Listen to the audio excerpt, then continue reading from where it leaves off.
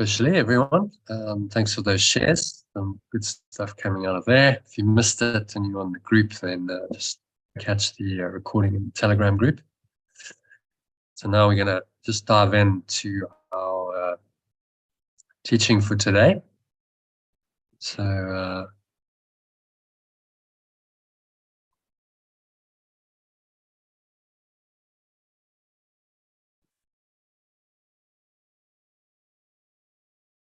trying to get this live stream going. Sure why it's not going into Nanji. There we go. Give me a moment. Just going to get the YouTube live stream going.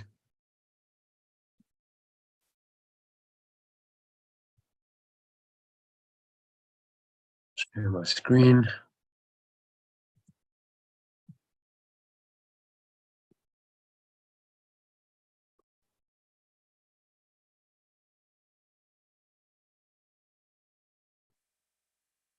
Okay, so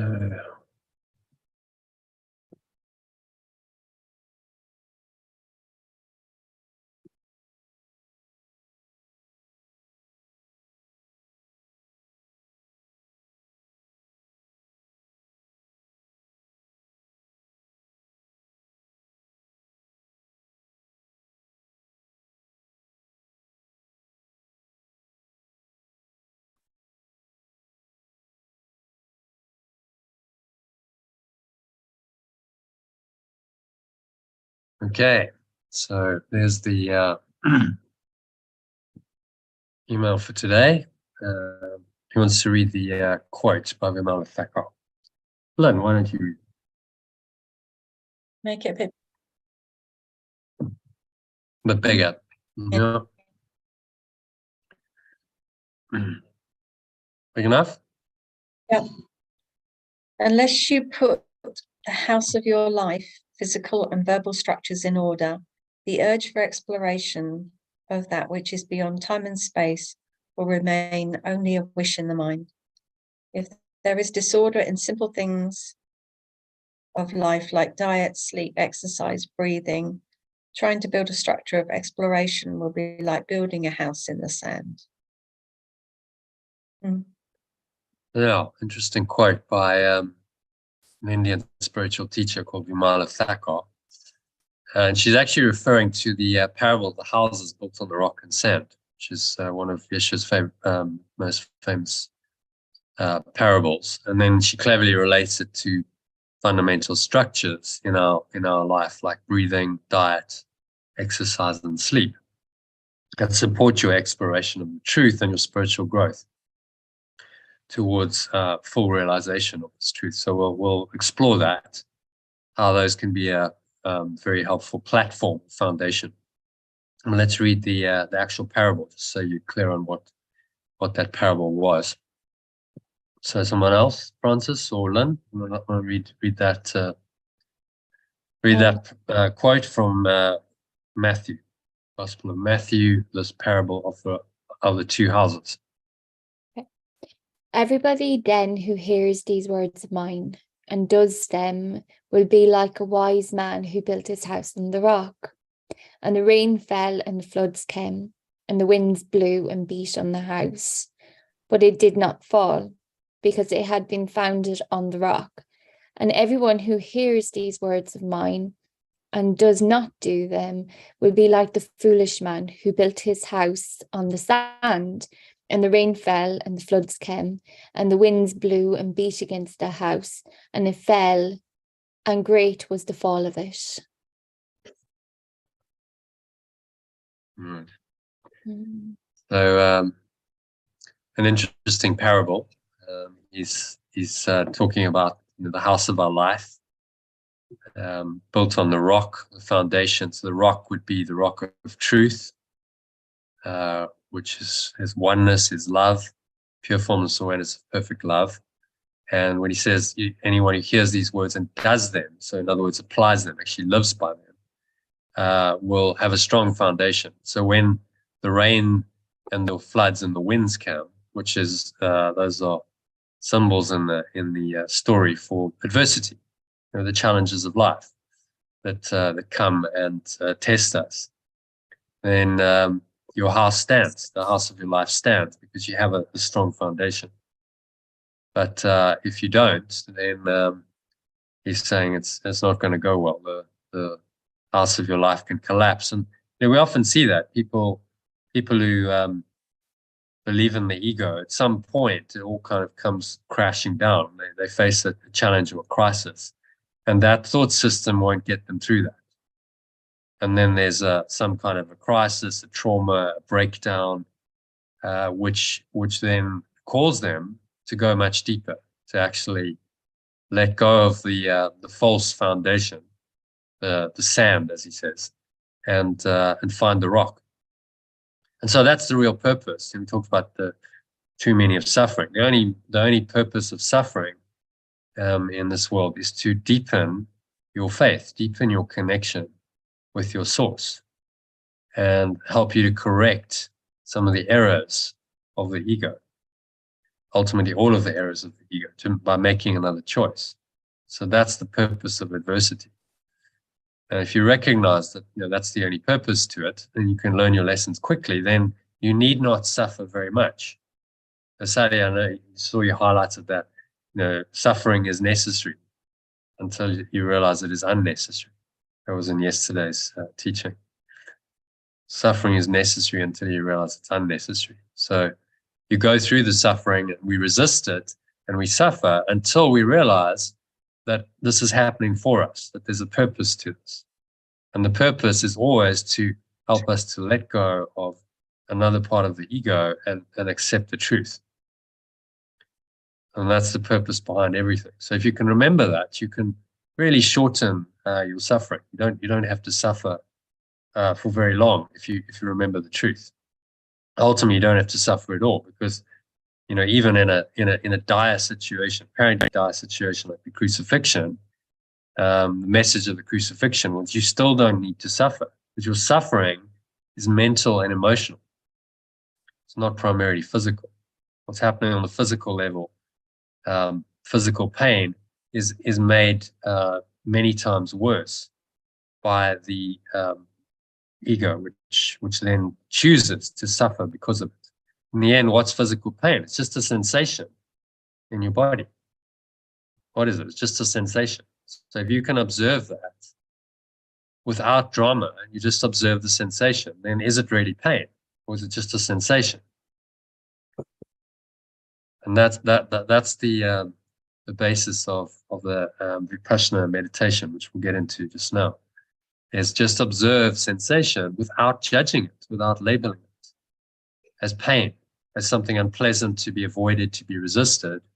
And then it's not suffering anymore. It's just a sensation in the body.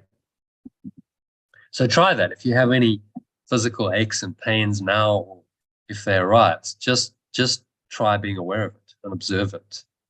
And don't judge it. Don't say this shouldn't be there. Why is this happening to me? How do I fix it? How do I get rid of it? None of that. You just observe the sensation in the body, and that's all it is.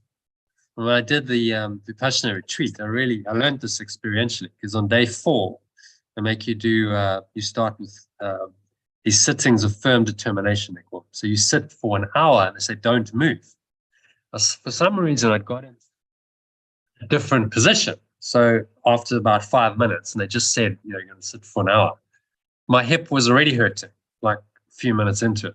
So I'm like, okay, well, I could move. I could, still have the choice to do that. And then I haven't done the sitting of firm determination for an hour.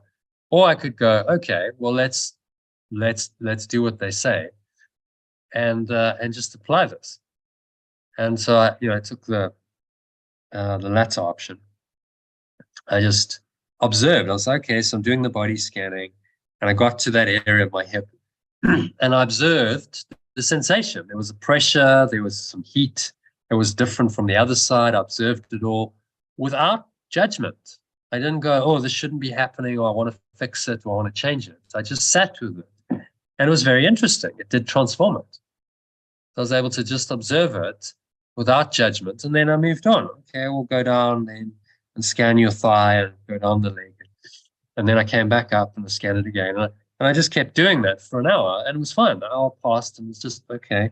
And then I really understood the methodology. I'm very pleased I did that, because I was like, okay, I get it. That's what they're trying to train you to do, is not to judge and create mental and emotional suffering for yourself because of so-called physical pain. You don't have to respond that. And so this, this kind of skill can free you from a whole load of suffering that you may have been creating for yourself because of, apparently, the ego's one of the stocks in trade is physical pain. Because you have physical pain, it says, well, now you need to suffer. But that's not actually the case. You don't. The suffering is mental and emotional, not physical primarily. It's just a sensation in the body. And if you can observe it as such, then it ceases to have the power to cause you suffering. Does that make sense?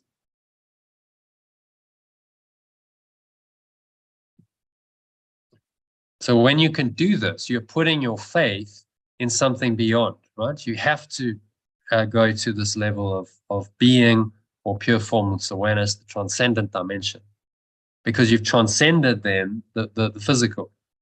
You're still aware of it, but in your mind and in your thoughts, you're not, in your emotions, you're not attached to it. No identification with that. And then you create a story and an identity, which is what the ego wants to do. Just observes the sensation and goes, well, it's just a sensation. And like all sensations, it arises and it passes away. Comes and it goes. It is nothing permanent or eternal about any body sensations. So I perceive them correctly, that they're just sensations blowing through my awareness. But there's nothing of true meaning or significance there. And that's why these kinds of practices are powerful, because they experientially, you're doing it. It's not a theory, you do it in practice. And in the moment when you do it, you connect with this deeper awareness. Pure formless awareness of perfect love starts arising more and more in your mind. And then you carry that with you in your normal life. If you do, the meditation for an hour or two a day, is you carry that same state of mind. So now something comes in and you would normally react, and instead you just observe the sensation. So in practice, I'll give you an example from someone else's experience. This was the guy who was sort of facilitating. He was the kind of administrator, if you like, at that retreat, and he lived on the property. Youngish guy in his 20s, a little bit alternative, ponytail, and he described a situation with his father, who obviously didn't approve of what he was doing, where his father confronted him and he was angry and he was shouting. And he said before he'd done Vipassana, he would have been like really shaking and fearful, but he was able to stay and just observe his sensation. So he said, I just looked at him, I didn't respond, and I just did the Vipassana. I scanned the body and I noticed that there was a sensation in my stomach, it was churning, and that there was heat, and that I felt, so he just noticed, but he didn't respond to it. And he didn't say anything. And he just looked at his dad in the state of awareness. And he said that changed it. His dad just came down and he stopped being so aggressive, and he sat down, and then they actually had a conversation. It was okay. And so his presence of mind there, his awareness that he was able to bring into that situation, because he'd done all this Vipassana meditation, was what changed it. He just dropped into his true awareness, and then his dad couldn't remain angry. And so he dealt with it very effectively. So in a situation like that, that's why we do the mind training. So that when you test it, you can stay in your power and not be swayed, not be sucked into the ego's darkness. So the parable is a story Yeshua used to teach his audience about where they should be putting their faith in the love of God, or the kingdom of heaven, or if you want to call it presence, or the ground of being, or pure formless awareness of perfect love, whatever other name you want to use, for the transcendent reality of the perennial philosophy. Have a look at this. This is an article, I think, that you might find really interesting. Perennial Wisdom of A Course in Miracles. So It's in your email. Really worth the read. It's a guy called Roger Walsh, who's a course student, but he's also highly intellectual, and he understands the different paths. He talks about the yogas, the path of the intellect, the path of the heart, the path of service, the path of meditation, and it relates that to the course's teachings and says, well, actually, all these paths are actually incorporated into A Course in Miracles. So it is another pretty comprehensive version of the perennial philosophy that he talks about in some detail in articles. A very well written and erudite article that'll give you some background, give you some perspective on where the course fits in to and how it relates to other spiritual paths like yoga, for instance. So highly recommended reading that. If you want to explore the parable in more depth, there's a half-an-hour podcast over here which you can go listen to. This was done by a guy called Stephen Servaday, which means servants of. So that was me. Let me just stop this. That friend that he mentioned was me, because I posted it on social media, and then he responded with this in-depth podcast. So I thought, okay, well, that's very appropriate that I share it. So he goes much more in detail into the parable, and talks about the true meaning and the true meaning of the Gospels. There's some really interesting stuff there. Sally, you listened to it, didn't you? And you said you really enjoyed it. So. I think Sally's still there. I loved it. I think Lynn's listened to it. I did. Yeah, I listened to it this morning. I heard you listening to it. Walking around the house. Yeah, right. I was hearing little snippets of it as you walked. Okay. The word is spreading. Yeah. So some good stuff there, and he goes into it's more almost like a Christian mystic perspective on the parable, the true meaning of it, which I found fascinating. Hi, John. How are you? Welcome. Yes, hi, John. Hi, Lynn, Francis, Sally. Yeah, I'm good. Hi. Yeah. Good to see you. Hope you had a good Easter. Yeah. Okay. Yeah. Okay, so I decided to share a little recorded meditation and discussion. You want to have a dive into that, which was about breathwork training. So just to relate it back to the quote, she's talking about the foundation of your life, and things like breathwork, diet, meditation, sleep, and so on are all important foundations, which is why most spiritual practices focus on something like breathwork, meditation as a foundational practice, because they understand that if you don't have the foundations in place, it's quite likely that your energy, you won't be able to progress. So they start with basic stuff like that. In all the paths, you look at the path of yoga, they start with asanas and they start with breathing, because they know that will prepare the mind for the more advanced kind of meditation that needs to happen if you're going to go into samadhi or revelation. So it's the idea that you lay the foundations, you do the basics well first, and then on that foundation you build this house of exploration. So that's what she's talking about in the quote.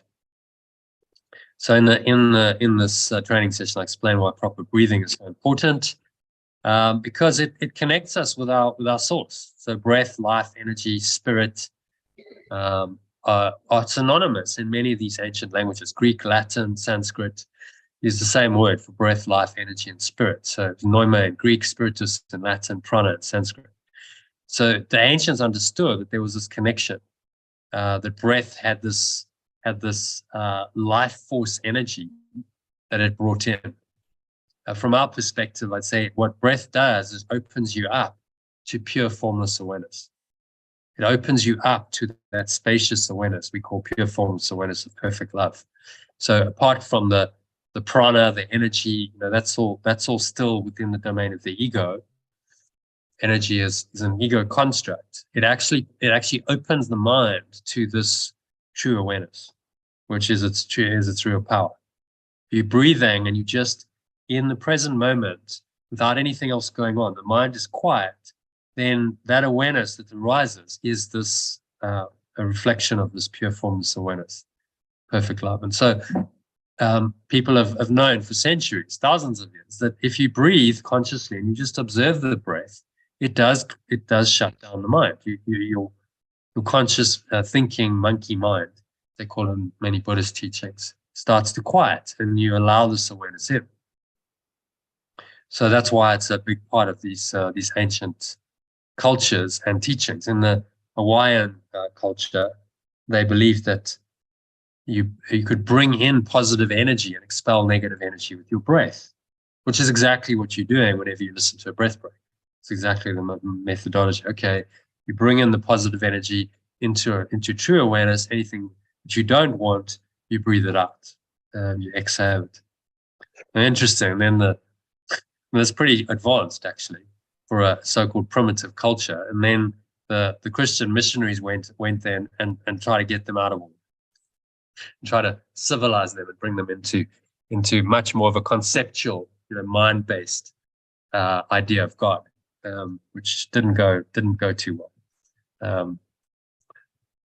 Some good practical guidance in this particular session. If you want to watch it, I guided Karen and her partner then Bruce through a simple diaphragmatic or belly breathing technique to help them experience the profound difference between these modes of breathing. So why don't we do a little exercise now, actually, because it's much more powerful if you experience it. So I want you to breathe through your mouth quite shallowly and fast.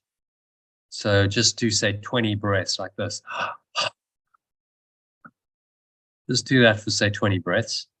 And as you're doing it, just notice the state of mind you're in. Notice what happens to your mind, your thoughts, emotions, physical sensations. Just observe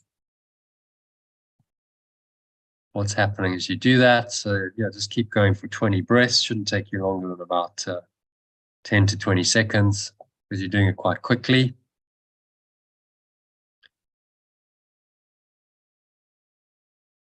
Okay, so everyone done 20 breaths? Yeah. Yep. Yeah, so any feedback? How did you feel after doing that? Lightheaded, pounding heart. Yeah, anyone else? I've got a throat chakra thing going on, so it's like I felt like a kind of cough coming. Yeah, I've got a bit of a blockage. Okay. Did you feel peaceful, or did you feel a bit disturbed? Anxious. Anxious. Uncomfortable. Uncomfortable. Yeah, I felt as though I was very much in my head and kind of not focused, not centered, and yeah. So that's just in 20 seconds of doing that breathing, because it activates this shallow mouth breathing tends to activate the sympathetic nervous system, which is the fight or flight response mode that stimulates the production of stress-producing hormones like cortisol, adrenaline, and the others. So these cause you to feel anxious, disturbed, not restful, because they're designed to get you into an optimal state for fighting or running away in order to save your life. So it's designed as an emergency mode. It goes back to times gone by when there's much more danger. We have to go hunting for our food, and at any point you can come across a wild animal, a bear or a lion, or tiger, or wherever you happen to be in the world, and it could eat you. And so you had to have this survival mechanism built in to to react, either fight or flee in that moment. And you needed this massive surge of cortisol and adrenaline to give you the energy, but very temporarily. You can only do that for a few minutes, and then you get tired. So it's an emergency mode. So it's not really appropriate, unless there's an actual life-threatening situation. And even then, if you stay in your true awareness, your higher awareness, it can guide you much better. If you're calm, you don't activate this fight or flight response mechanism, your response would be a better one generally. So what happens when you do this, and that this fight or flight response mode gets triggered, is the proper functioning of systems that are essential, that are not essential to your immediate survival. So your digestive system is one, reproductive system, immune system, all of that gets shut down to mobilize additional energy for your upcoming fight or flight. But in today's world, that very seldom happens. If you're living in England, I mean, it's a pretty safe environment. That might happen maybe once or twice in your life if you're unfortunate. Some people, that never happens. So to respond that way as though it's a life-threatening situation, when it's just someone's cut you off in traffic, or you've got an email from a difficult person, or whatever, someone's insulted you mentally, verbally, whatever, then it's an inappropriate response. It's not helpful in dealing with 99.99% of the situations we face in life, which are not life-threatening. But we have this inappropriate fight or flight reaction, which is never the best way to deal with apparent conflict. So these reactions, apparently external threats, only create more stress for you and everyone else involved. And if ever you've reacted in this way, you'll know that it generally doesn't go too well. It gets you into more trouble generally. So in contrast to this, the alternative is that we breathe deeply through our nose. When we breathe deeply through our nose, we activate our parasympathetic nervous system, which is the opposite of the sympathetic one. And that is naturally designed to help us feel calm, relaxed, poised. So the system is hardwired into it, both of these systems, because there's two thought systems. So we have two nervous systems to match. And this is a much better mental and emotional state in which to respond to any apparent external threats. So if you can just remember to breathe, say it's a cliche, just breathe. But if you can remember that, and you do deep diaphragmatic breathing, which I'll take you through, we'll do a little bit now, so you can experience it. Just doing that, it's a wonderful tool for cultivating self-awareness. Just 30 seconds, a minute of breathing will reset your whole system, and you can now start activating the parasympathetic nervous system. You get into your right mind, so the biochemistry of the body just reflects your right-minded decision, and there's a whole biochemical chain that happens. That's helpful. It's designed to help you, to relax you, to improve your mental and physical health and well-being, to help you cope with difficult circumstances that could have freaked you out, but if you're in your right mind, they don't.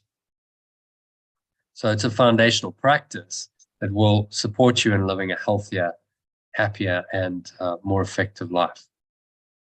You're breathing deeply through your nose while you focus all your attention on your breathing is a wonderful spiritual practice that I call breath watching.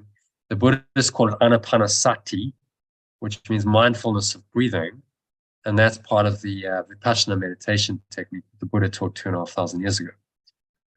Then what happened in the 70s was this guy called John Kabat-Zinn had studied this, and he decided just to give it another name. He said, well, let's call this thing mindfulness. Because if we call it anapanasati or Vipassana, then people might get a bit freaked out and they say, well, that's Buddhist, and I'm not a Buddhist, and I don't want any of the, I'm not a monk, and I don't want to shave my head, and all of that tradition that's grown up over 2,500 years around the Buddhist religion was done away with. And he just said, well, let's just focus on practice, which is a very simple one. We're going to focus on breath and focus on the body, awareness of the body, which is the second part of the Vipassana meditation. You do this body scan, as I just described.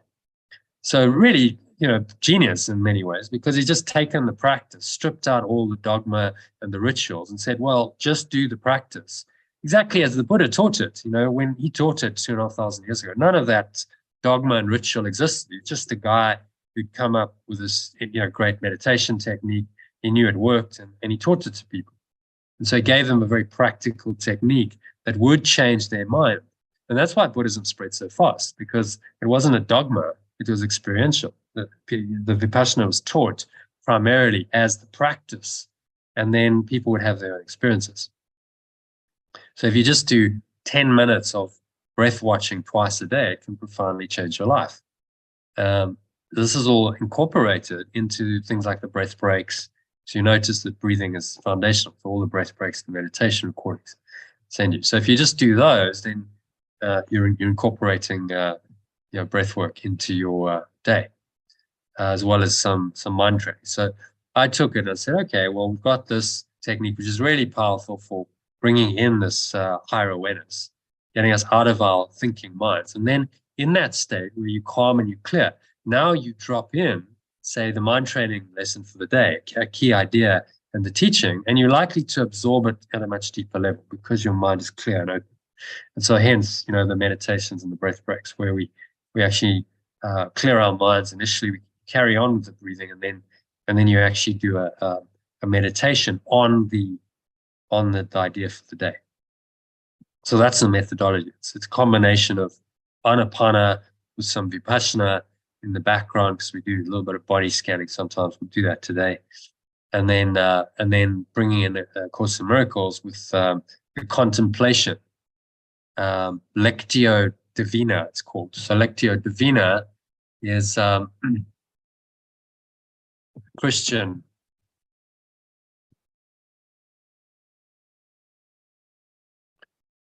meditation technique, traditional monastic practice of scriptural reading, meditation, and prayer. So the idea is you contemplate the scripture. And interesting that's really what Yeshua's asking us to do with his workbook. It's a contemplative kind of meditation.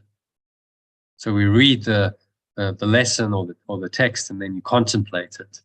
And that's within the Christian mystic tradition. So he knows what's unfolded over 2,000 years. He's followed that Christian mystic tradition quite closely in the course. Okay, so any questions on any of that? Otherwise, I thought I might take you into a meditation where we actually practice the breathing and a bit of vipassana. So we do some body scanning, and then I'll guide you through a meditation based on today's lesson, and then we'll have a look at the lesson after the meditation. I'll actually read it and discuss it. How does that sound? All good, yeah. Yeah? Yeah. Okay, so just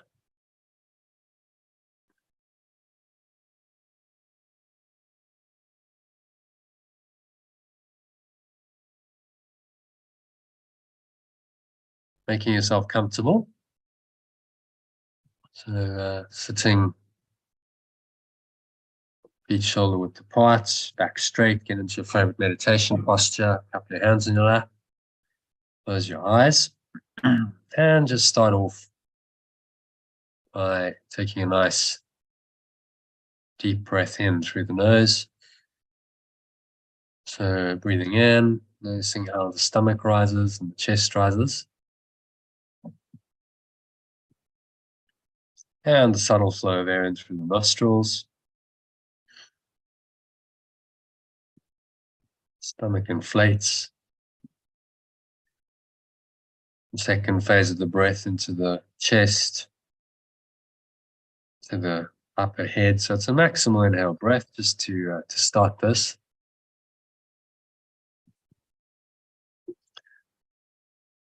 And just take a nice deep breath in. You're going to scan your mind and just notice any thoughts and emotions going on, particularly if it feels negative or limiting, or contracted or constricting. And just let it go. You'll pick it up again after this meditation. For now, you're just gonna drop it. It doesn't really help you, doesn't serve you to hold on to that. So just blow it away with the breeze of your breath. You imagine like the wines did, that you're expelling out the negative energy like a dark smoke out of your mouth. And you can imagine yourself blowing away black clouds, rain clouds, with the breeze of your breath. So they're going out, gone. Pull the lower stomach into the spine. Expel the last remaining air out. And just rest here. Deep peace and stillness. Move into just some breath watching. You're going to breathe in and out through your nose. So observe the breath flowing into the nostrils. Your stomach should rise, stomach pushes out. Subtle flow of air into the nostrils. Just notice these sensations as they happen. And then naturally you exhale out through the nose. Notice how the chest and the stomach gently suck back in.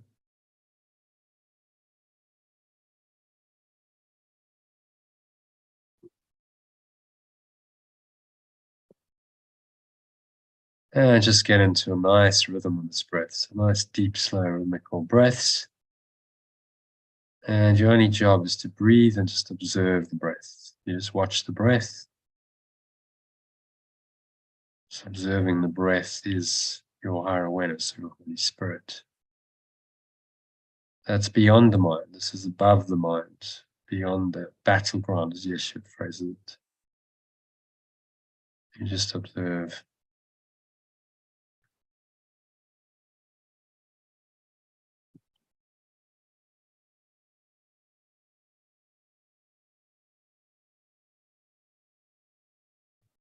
The air flowing into the nostrils and the air flowing out of the nostrils. Stomach rising, stomach falling. Yeah, it's very gentle, it's very subtle, it's really no effort to it. You're just observing the breath. Focus all your attention on the subtle sensations of the breath in the nostrils. And there's an area just below your nose, between your nose and your upper lip. So if you're really focusing on that area, you'll notice a subtle sensation, very subtle. You don't normally notice it. You tune into the subtleties now of the sensation of the breath on that area, just between your nose and your upper lip. There's a very subtle sensation when you breathe in and when you breathe out.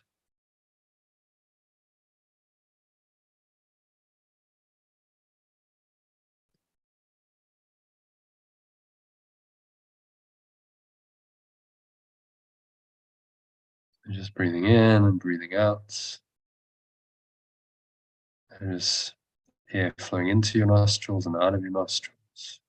In its own time, in its own way. There's no attempt to control, manipulate, force the breath in any way. You just observe. And you may notice that you're getting more and more peaceful, calmer, more peaceful with each breath. You're sinking downwards, inwards to a deeper awareness in your mind.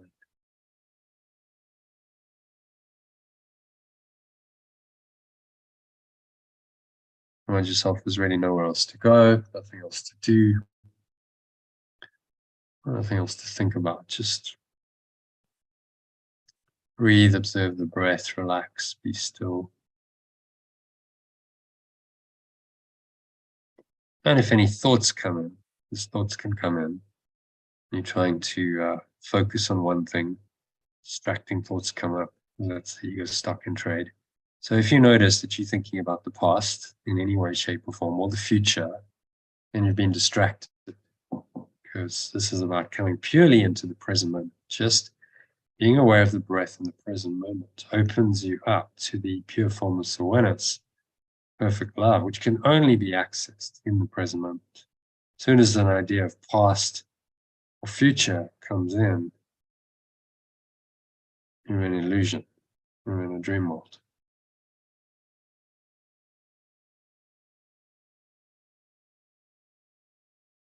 So just keep watching the breath, sinking deeper and deeper with each breath into this calm, quiet, peaceful state of mind. It's a state beyond judgment, a state above the battleground where you can just observe, be the observer of yourself and everything.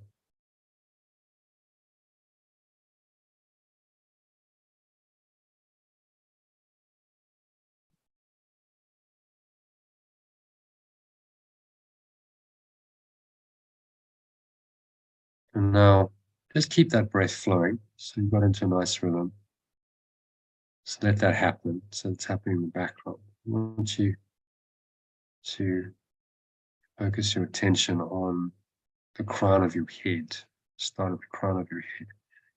And just observe any sensation. So what's going on? The crown of your head. Notice maybe there's a tingling. As soon as you put attention there, maybe a prickling and itching, heat. Just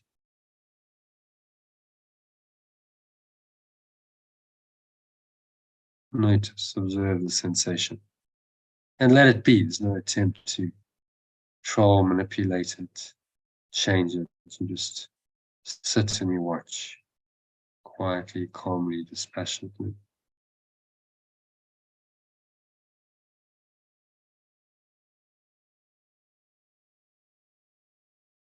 So now observe the sensation in the back of your head.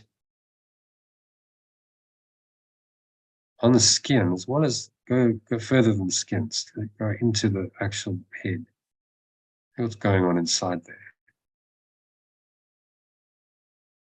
Penetrate your awareness into the body, not just on the surface level. There's itching and you want to scratch, just observe that impulse.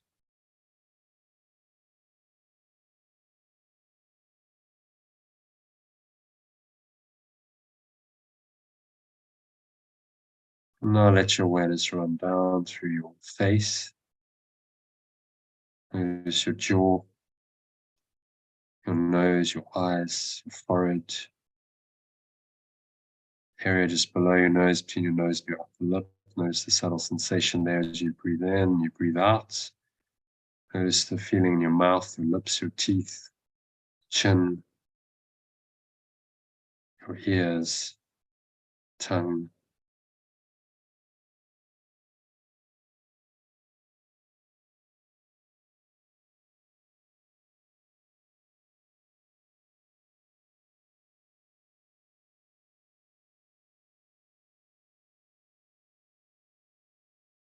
So let your awareness run down into your neck and shoulders now. Moving the sensations of neck and shoulders. If you notice any tension there, tightness, you just observe it, breathe into it, and exhale. Release, have a sense of that tension releasing, drop the shoulders down. So notice the sensation now in your shoulders, neck, and your awareness down to your upper arms, your biceps, your triceps, through your elbows,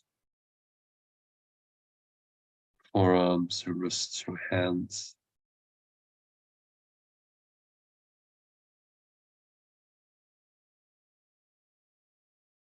Fingers, let your arms.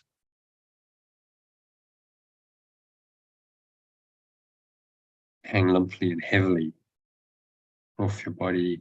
Be aware of the weight. Maybe there's some heat, not heavy, warm, relaxed feelings.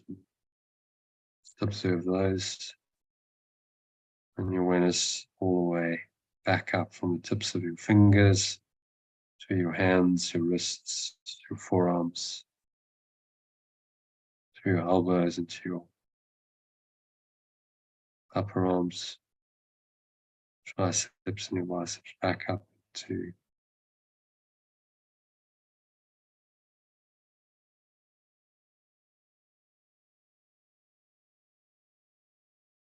and just keep breathing, nice deep slow rhythmical breath in and out through the nose as you do this. You're getting more and more relaxed with each breath.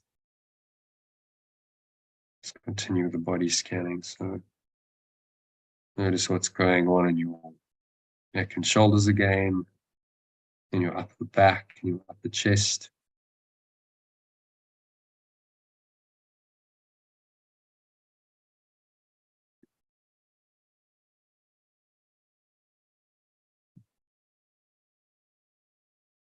Your middle back, and your awareness down into your stomach.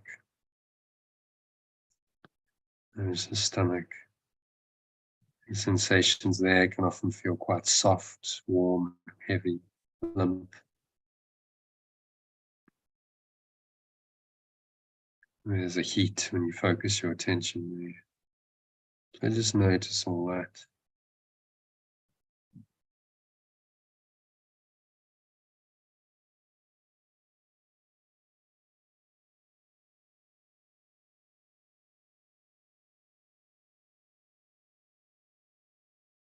And then run your awareness down into lower stomach, your groin, your buttocks, to your upper thighs, your knees, the back of your thighs,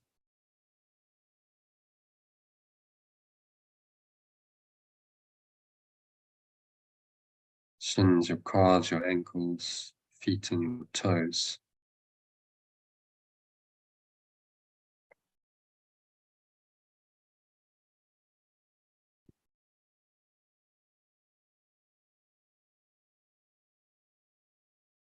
And then on the tips of your toes, run your awareness quickly all the way back up through your feet, your soles of your feet, your ankles.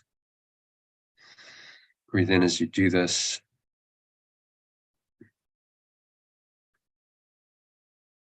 Just be aware of any sensations in the body, on the skin, and then penetrate it a bit deeper. So not just surface level, it's penetrate your awareness into the actual leg, into the muscles, feel the life energy. There's an essence there, there's a life awareness of life that's underlies all the body. So you're tapping into this fundamental level of awareness. The grounded being, it's been called. It's in everything. It's in every cell, every muscle, every part of your body.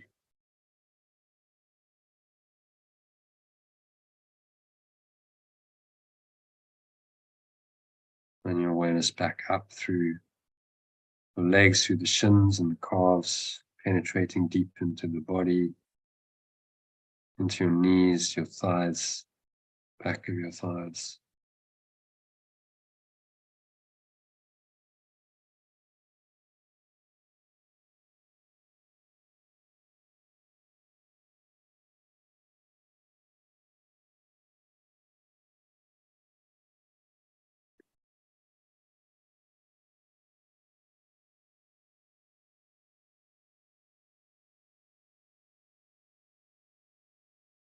And then your awareness up through your thighs, back of your thighs, quadriceps, your groin. Feel whatever the sensations are. So limp, heavy, warm, relaxed, heavy. To your stomach. Does your stomach feel like? Feel that. Your lower back. Maybe there's pressure. If there's any sensation that you could call pain, just observe that in this awareness. Don't call it anything. Just to be aware that there's a fluctuation in the sensation, some other sensation growing. Observe it for a few moments and then move on. Without naming it and judging it and labeling it. It doesn't become real.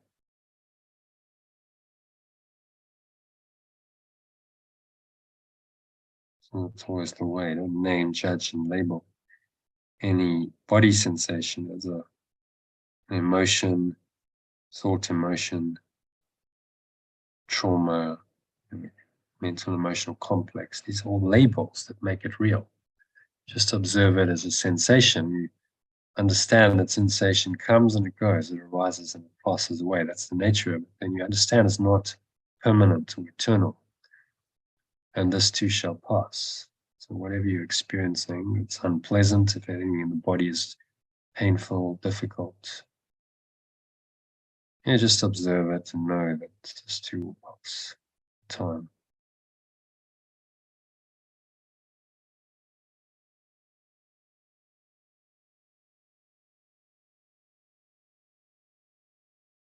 So run your awareness up through your lower stomach, lower back, to your chest, your heart center, your middle back, your upper chest. Just feel whatever's going on in the body. Just observing from this very neutral perspective. Just feeling limp and heavy and warm and relaxed. It's great, and if there's tightness and tension, that's equally fine. Just observe without judgment. Let go of that judgment.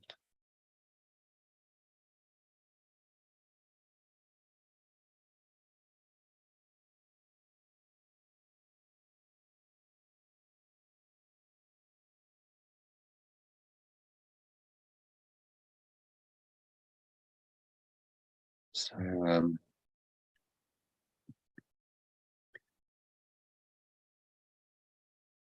here's what's going on in your neck and shoulders now.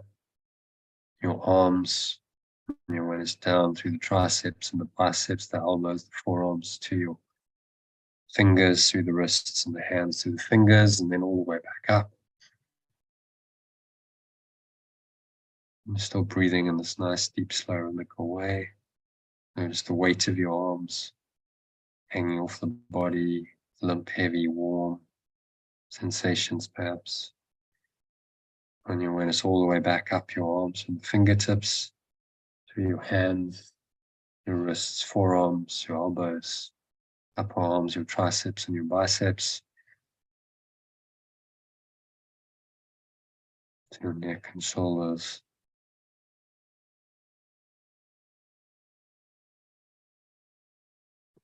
And then from there up into back of your head, to the crown of your head, through your face, relaxing your jaw. So breathe in and out through the nose, quietly, calmly.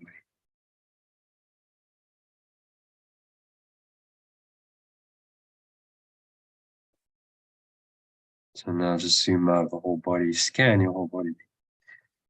From the tips of your toes all the way up to the crown of your head, quickly in a few seconds.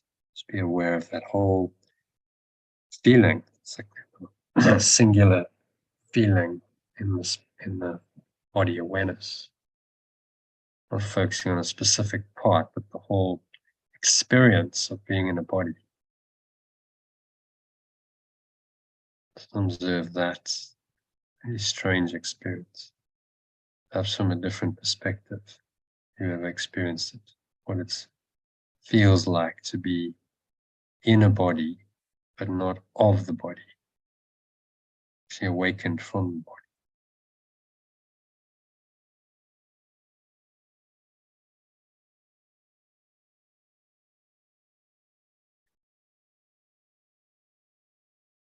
In this calm, quiet, peaceful state, you just continue breathing, observing the breath. And now we're going to allow these profound words to come in.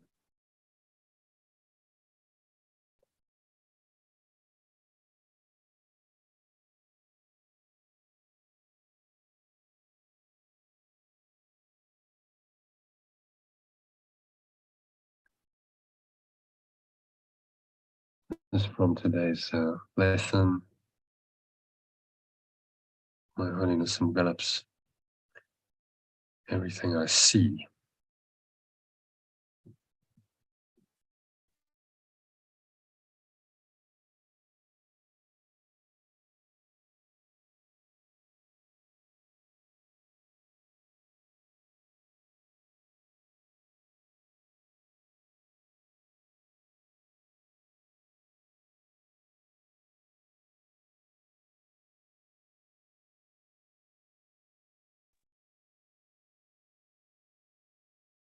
You just keep watching your breath as you listen to these words and allow them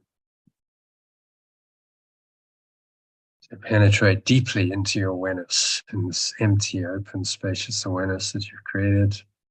You have an empty vessel for these to drop in and go deeper, like pebbles in a pond on a still, calm, windless day. They drop in.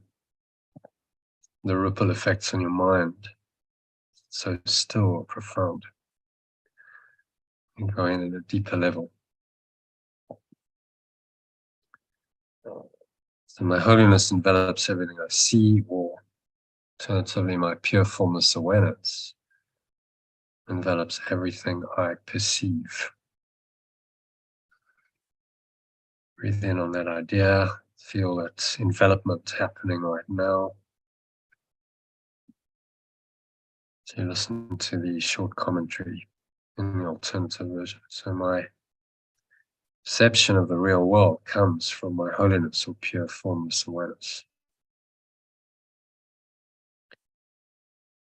Having forgiven or let go, I no longer perceive myself as guilty. I can accept the innocence that is the truth about me. Instead, perceived through understanding eyes, the holiness, the purity and innocence of the world is all I perceive. Or I can picture or perceive only the thoughts I hold about myself. So exhale on the truth of that, and you have a sense of letting go of any ideas of sin and guilt. Anything that disturbs the purity and innocence of your true mind.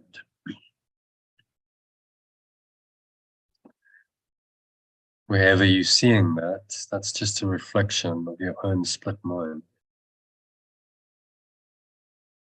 Your own ego, in other words, false identification with the separate self. It's all just projected out into the world for you to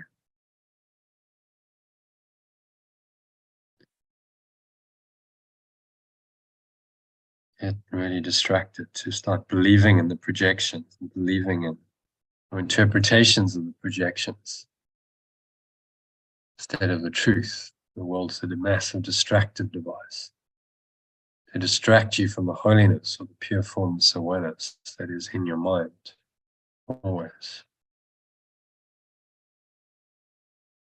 And just be aware of that as you breathe in.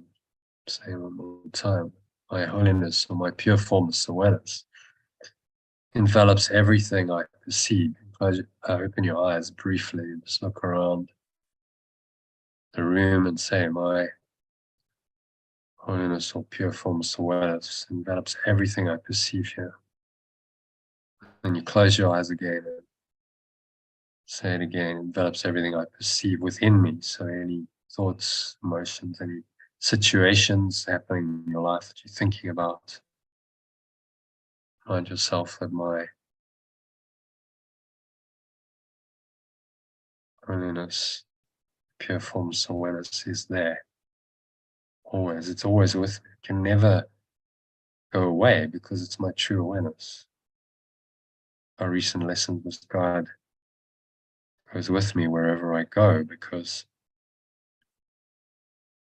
God is in my mind. God is in everything I see. Because God is in my mind. Translated, that's pure formless awareness. Perfect love is in my mind, in my awareness. Because it's in the world, it's in everything I see because it's in my awareness. So I have a sense of that. So awareness is in you and then you perceive it. Same awareness everywhere.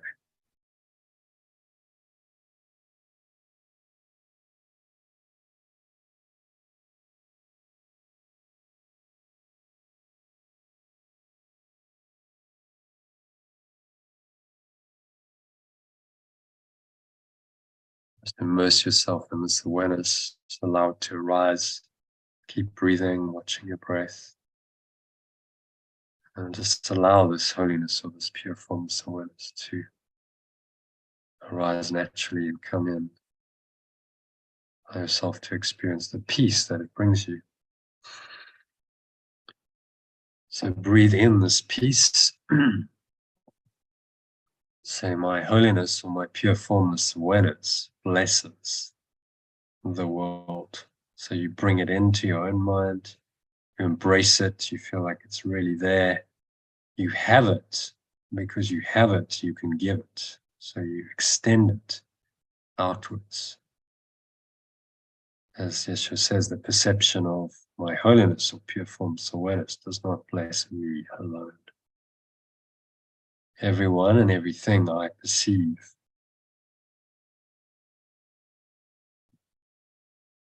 Everything and everyone I perceive in its awareness shares in the joy it brings to me. And that awareness is light. So original is everything, everyone and everything I see in its light. Everyone and everything I perceive in its awareness shares in the joy it brings to me.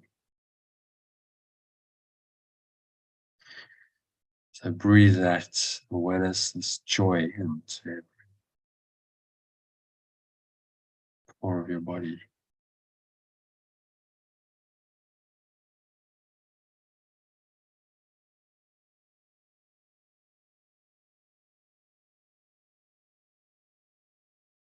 Allow this light in, fuse it into every pore, every cell, every muscle, with the breath, every part of your mind, every fiber of your being is in the light of true awareness that you experience right now. Infusing you, every part of your mind, every part of your body is infused in this awareness. There's nothing that is apart from this joy, because there's nothing that does not share my light or pure formless awareness. Say that to yourself after me. There's nothing that does not share my pure formless awareness. So there's nothing that is apart from this joy.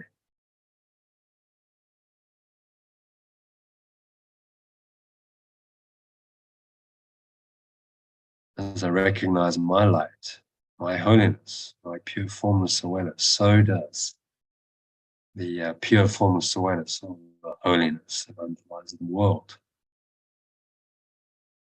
shine or extend for everyone to see or perceive. So exhale and have a sense of extending this light, your true awareness.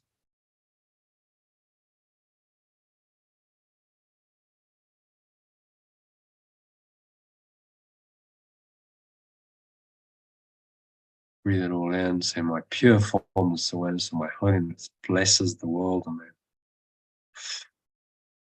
as you exhale, feel those blessings leaving you.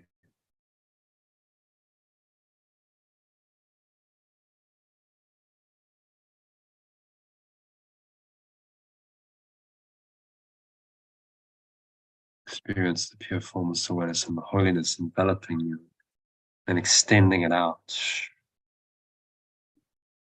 And bring to mind any particular person, people, if there's any kind of difficulty, irritation, conflict with them, bring them to mind.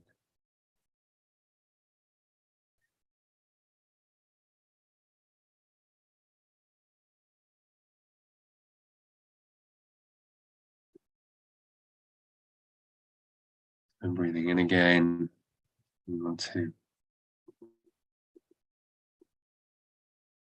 Third lesson, there is nothing my holiness and my pure formless awareness cannot do. So you breathe in,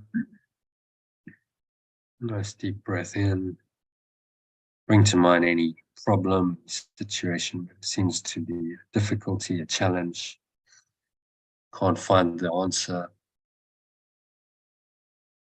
and just apply this idea to that situation. There is nothing.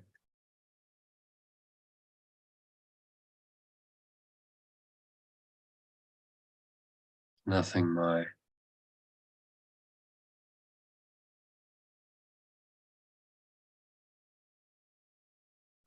pure formless awareness, my holiness, cannot do in this situation.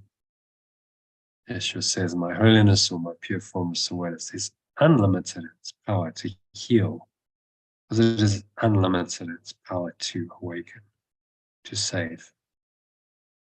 What is there to be saved from, awakened from?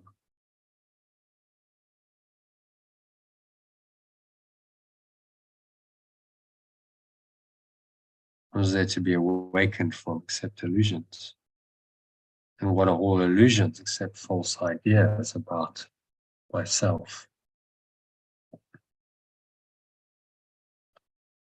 My pure formless awareness undoes them all by asserting the truth about me.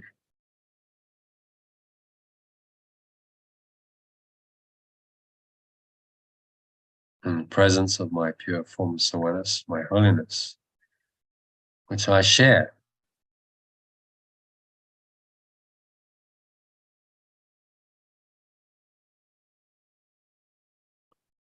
God Himself, pure formless awareness of perfect love itself, all my idols, my false beliefs in form, vanish. And so just exhale and blow them away, let them vanish in mind.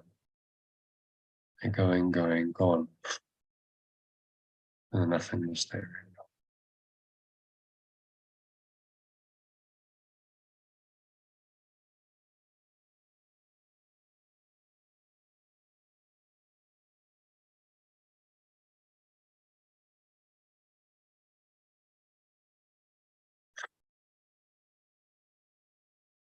Blow it out, let it all go,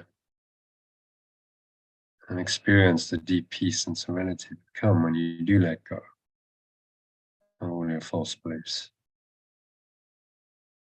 And you just rest in God, in this pure, formless awareness of perfect love. There is nothing else to know, there's nothing else to experience, just this awareness.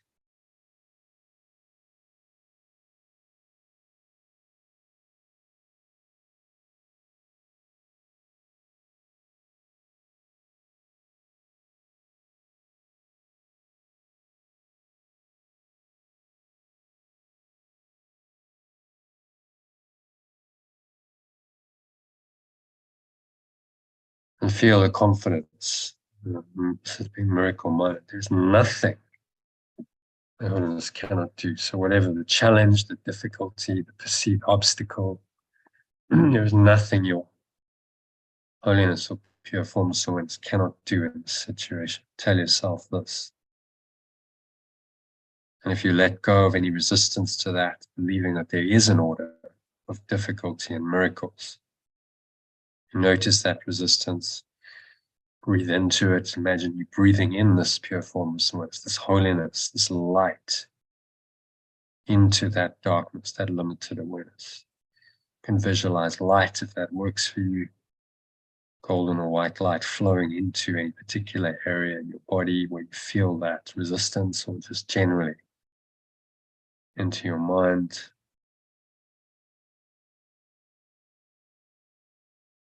Clean it out. Just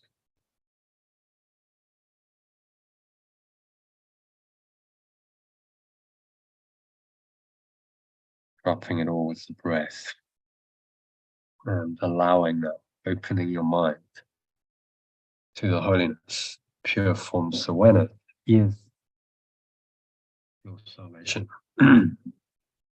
Say, my pure formless awareness, my holiness is my salvation or freedom. Turn to the language, my freedom. In this awareness, I am truly free of all the lack and limitation, scarcity, darkness. As Yeshua described the darkness of the ego's thought system. So just breathe it in again. Nice deep breath in and breathe this holiness, this light, a golden or white light. If you visualize, you can imagine that infusing every pore, every cell, every muscle of your body, every part of your mind, and every fiber of your being. and the holiness.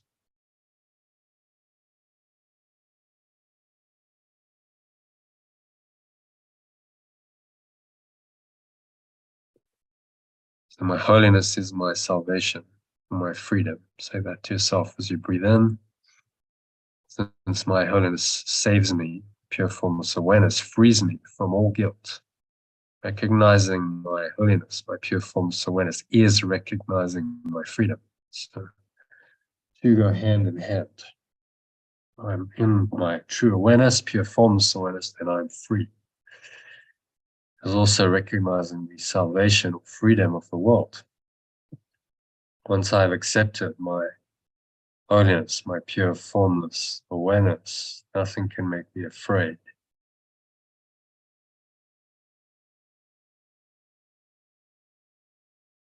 And because I'm unafraid, everyone must share in my understanding, which is the gift of pure formless awareness to me and to the world. So I must share this understanding, I share my light.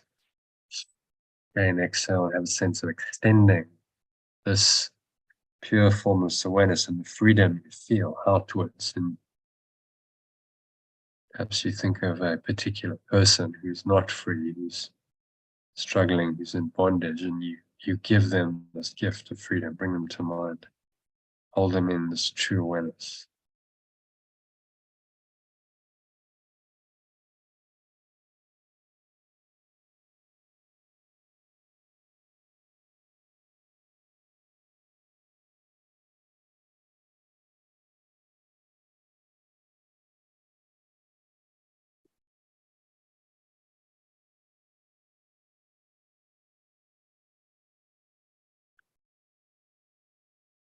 So say, I am blessed indeed. I am blessed as the Son of God, an extension of pure formless awareness.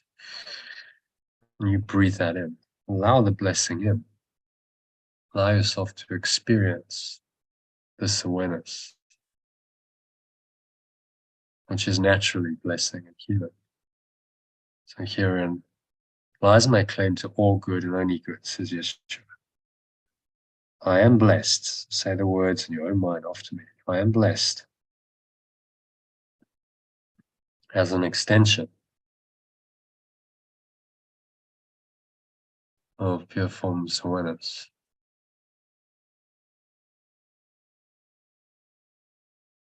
All good things are mine, because pure formless awareness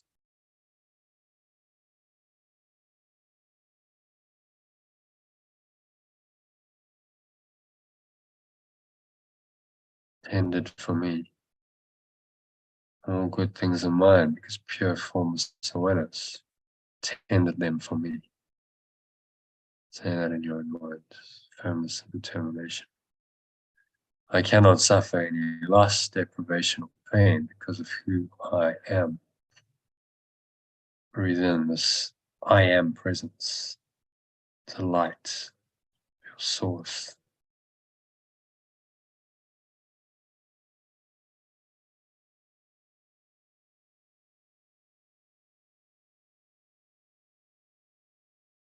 My source supports me, protects me, and directs me in all things.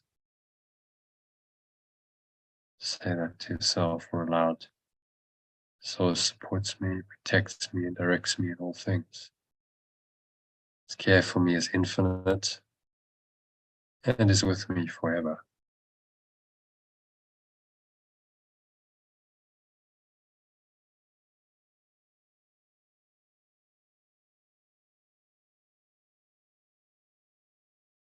I'm eternally blessed as its extension, as its son or extension. And so breathe that blessing in, accept it. If there's any interference coming in from the ego, telling you you're not worthy, you can't have it, who are you to be blessed? Other people deserve the blessing more. Whatever other resistance to the idea there is, just observe it and Breathe in again, remind yourself that I am blessed.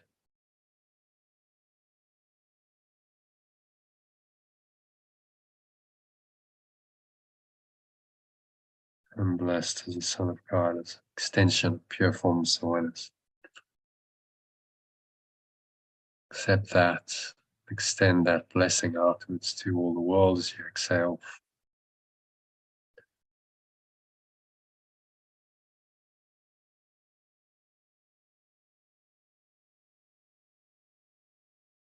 So now just sinking inwards, moving beyond words to a pure experience of this pure formless awareness. It's light. There's nothing else to do and nowhere else to go, nothing else to think about.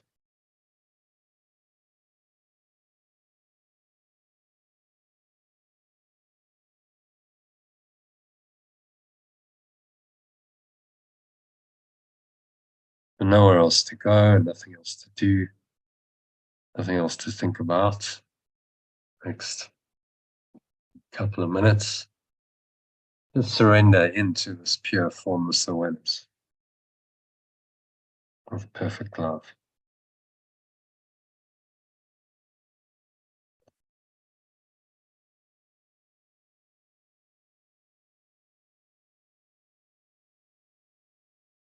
Allow the experience of it to wash over you and through you. Just breathe in and out through your nose to help you stay rooted in this and bring your attention back to the breath. To stay rooted in this awareness. If the mind wants to wander, go into thinking about anything else, past, future situations in your life, none of it's relevant because none of it truly exists in pure formless awareness.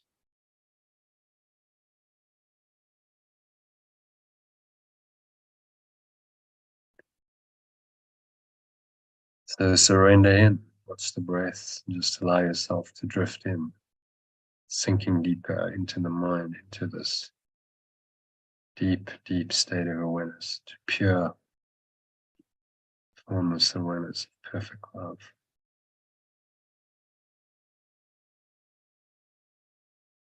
For the next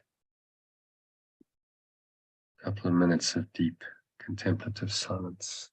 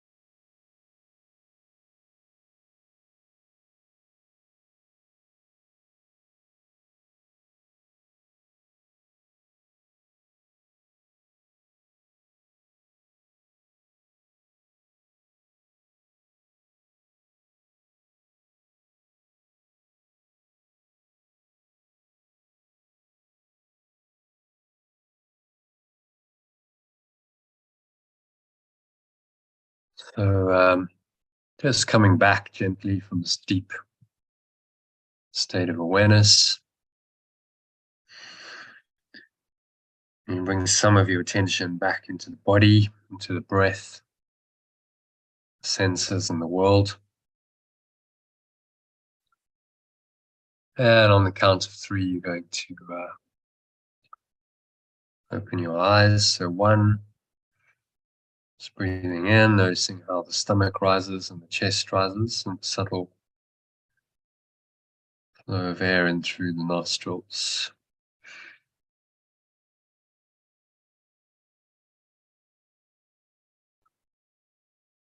Pause at the top of the inhale, you smile, scan your mind. Time, notice thoughts, emotions, body sensations, particularly when it feels negative. Number 2. Contracted, constricting, unholy, in other words. Breathe into that if that's the case. Remind yourself that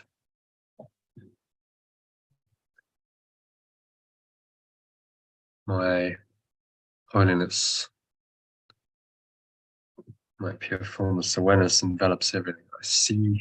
My holiness and my pure formless awareness blesses the world. There's nothing this awareness cannot do.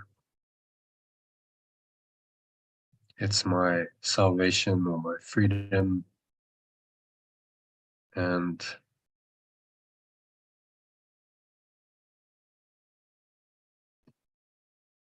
I am blessed by this awareness. I'm blessed as a son of God, an extension of pure formless awareness. So I can let all this go. None of this means anything. I am brought to the truth of my holiness, my pure formless awareness.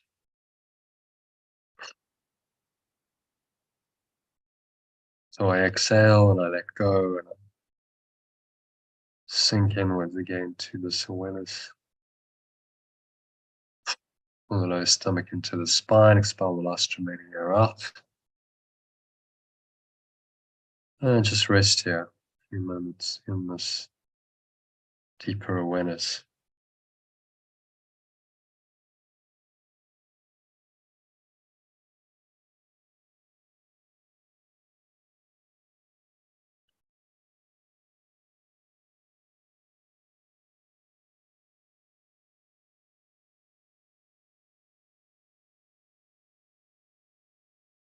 Nowhere else to go, nothing else to do,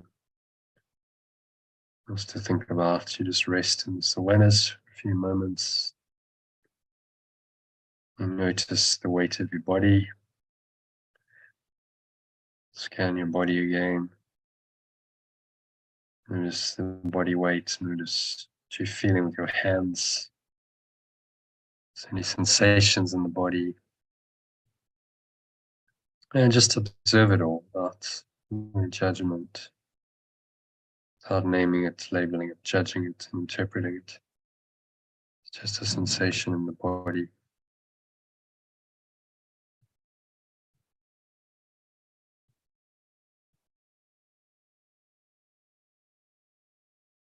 Notice your breath, notice what you're smelling, touching, tasting.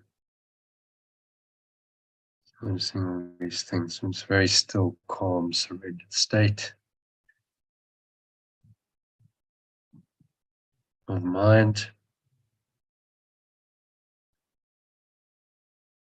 And you're going to anchor the state in this awareness is with you always. It's your true awareness, fundamental awareness, cannot not be there.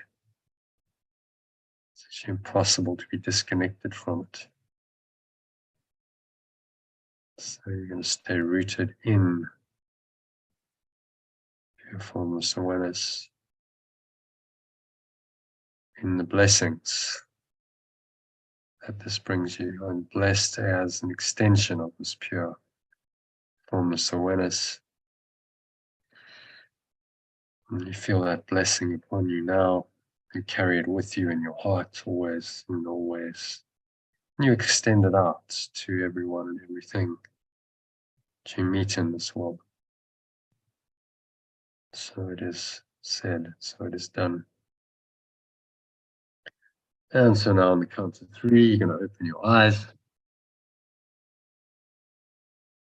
Just look around for a minute or so, grounding yourself back into this so-called reality, viewing the objects in the room around you from this state of pure formless awareness, from a very calm, clear, empty state of mind. And if you don't judge these things, if you don't name them, label them, judge them, then notice the peace of this pure formless awareness, this holiness is there right now, underlies everything you perceive. So it doesn't matter what you look at, let your eyes rest randomly on any object. For a few seconds, notice that awareness is there. Move on to another object, notice the same awareness, and another one, and another one. You can do that for half a dozen or a dozen objects. And you notice that this holiness, this pure formless awareness is very much there, always. You can actually never be disconnected from it. One of our recent lessons was guided. This awareness, pure formless awareness, perfect love is in everything I see or perceive, because God, pure formless awareness, perfect love is in my mind. So I perceive not with my physical senses, but with my mind. So it cannot not be there. It's always there. You just played the game of it not being there, got obscured in your perception because that's what you chose. So now it's time to bring it back into the awareness and give it its rightful place as your fundamental awareness, as the director of all of your thoughts and your words and your actions from this moment on. So it is. So that brings us to the end of the meditation. We'll have a look now at lesson. Review lessons, should I say. There's 5 review lessons. So yeah, let's have a look at the lessons. Read them, discuss them, and see if there's any more wisdom that can come from them. Okay, so everyone's still with me? Anyone like to share anything after that meditation? Any experiences come up?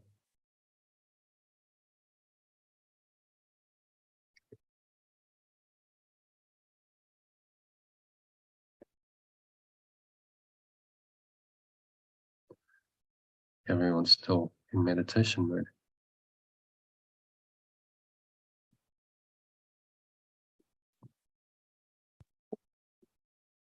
I think I fell asleep near the end. Yeah, that's all right.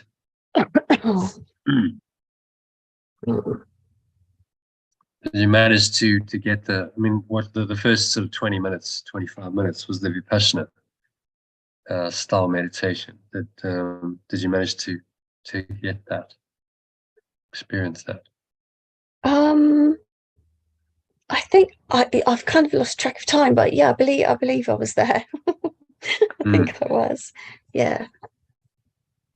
I noticed when you said start at the crown, I thought my crown's a bit blocked actually. That didn't feel very open. So the methodology is just observe whatever's there, whatever's arising. Yeah. And no judgment. So any kind of pain, any physical discomfort, pain, tension, it's a great technique just to go into that and just be aware of it. And if you're aware of it without judging it, it does tend to dissolve it. Certainly there's no suffering. The sensation may continue, but you're it's not a problem. You just observe it as a sensation. You don't make it into a problem. That's really the key thing. I actually had And a so lot that's of pain. Sunday, I think it was, a load of body pain. I'd done 3 events, and I think it builds up in me when I do a few in a row. And I wish I'd done that then to see how far I could get with it, because actually I was on that day, I was, oh dear. I mean, I went out and I went over to Sue's actually, and I had a lovely day with Sue, Sue Sims, and we ended up she did me some Reiki because I do her hair and we do a swap kind of thing. And then she went, obviously checked through me, and then I sort of released it as I went. But if that happens again with my doing all my events, I did like all day Friday, then I did one Friday evening, and then I did all day Saturday, and oh god, when I got home I felt dreadful. So if that happens again, that's what I'll do. I'll try and save the recording of that one that you've just done. Yeah. So I posted one this morning as well. That's quite a good one. It's about a 35-minute one on the same Vipassana breath watching and body scanning, I call it. Oh. So that's in today's Telegram email message over where are we? A bit further up here, I think. Not that one. There we go. So if you click on that, it should take you into it, and then you can download it. I might have started watching that one. It's a 10-step. Sorry, I think it's a mistake. It shouldn't be the 10-step. Still a meditation, but it's so I think it's you get it in your Telegram. You'll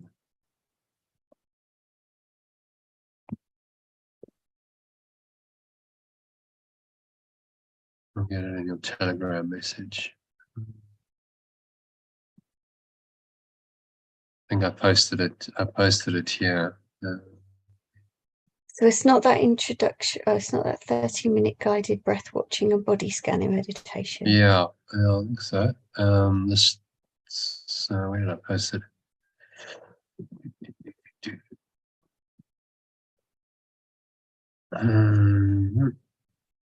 Did I post it in here? I think I did post it in here. There we go. Yeah, introductory discussion and 30-minute guided breath watching body scanning meditation. Yeah, so you got that one, and then there's a recording which I've just posted to the group, which I'll label, so you can save that as well. So useful if you have any kind of pain. Just practice sitting with it and observe the sensation without interpretation. Scan the body, and then there's no more suffering. And it's a very healing thing to do, because you're training your mind that actually this isn't really real. You know, that pain is being diminished in your perception in importance by this practice.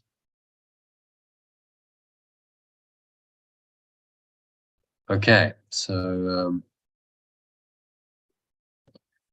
it's on your Telegram.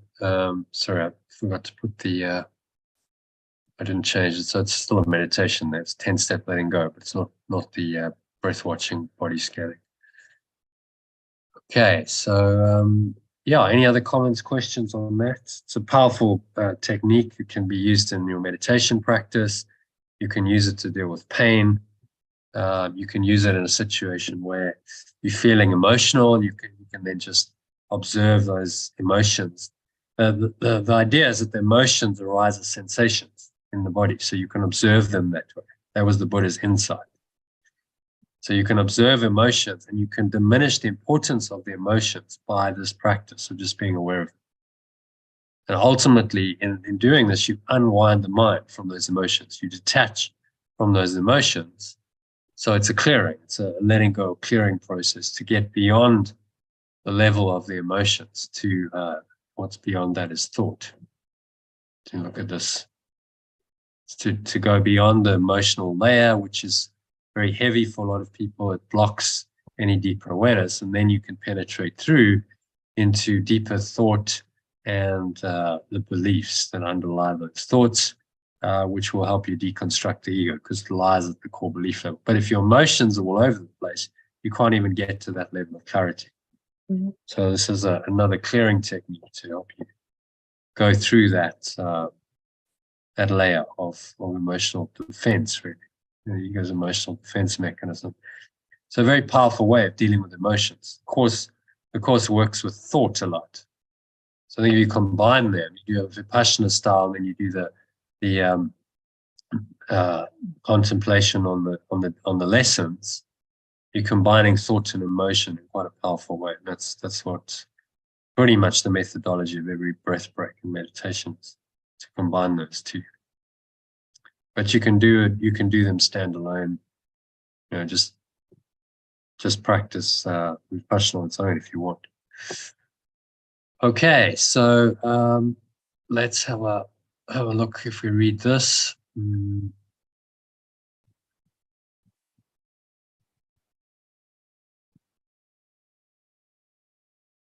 So, Len, if you want to read the first one, my holiness envelops everything I see.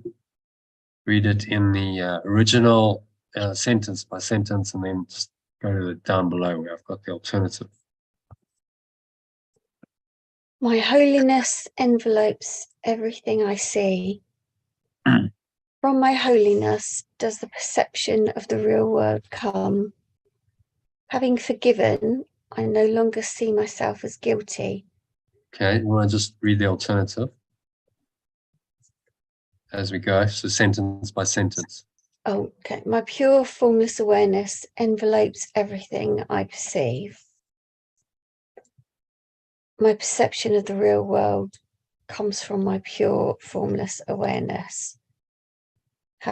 Having let it go. I'll go back up now. I can accept the innocence that is the truth about me. I can accept the innocence that is the truth about me. Seen through understanding eyes, the holiness of the world is all I see. As I can picture only the thoughts I hold about myself.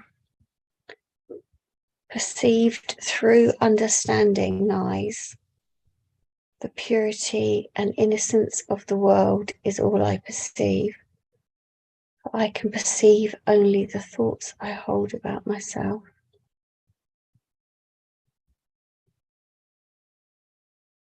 Okay, so thoughts on that?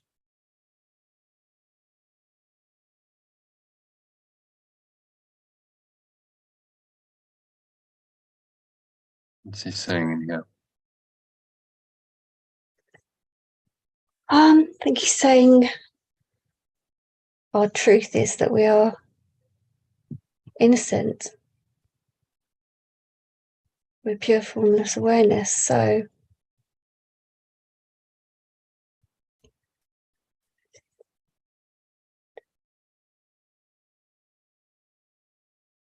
And that envelops everything I perceive.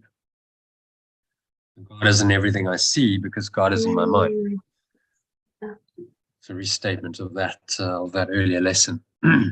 My pure formless awareness envelops everything I perceive, because it's in my awareness that my perception happens. So if that's pure formless awareness, or holiness is my true state, my true awareness, then it must envelop everything I perceive. So we see it in ourselves first, and then we see it in everything. My perception is based upon it. I could have no awareness. There's no awareness at all without pure formless awareness. So perception happens within awareness. The ego's trick is to deny that fundamental awareness and say, no, that's, now you've got another awareness.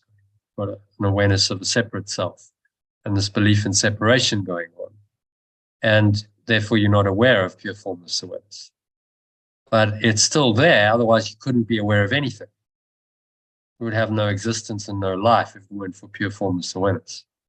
So it's the very foundation of your mind, the ground of being beyond which you cannot go, and which underlies every perception. Therefore, by default, logically, see the logic of it.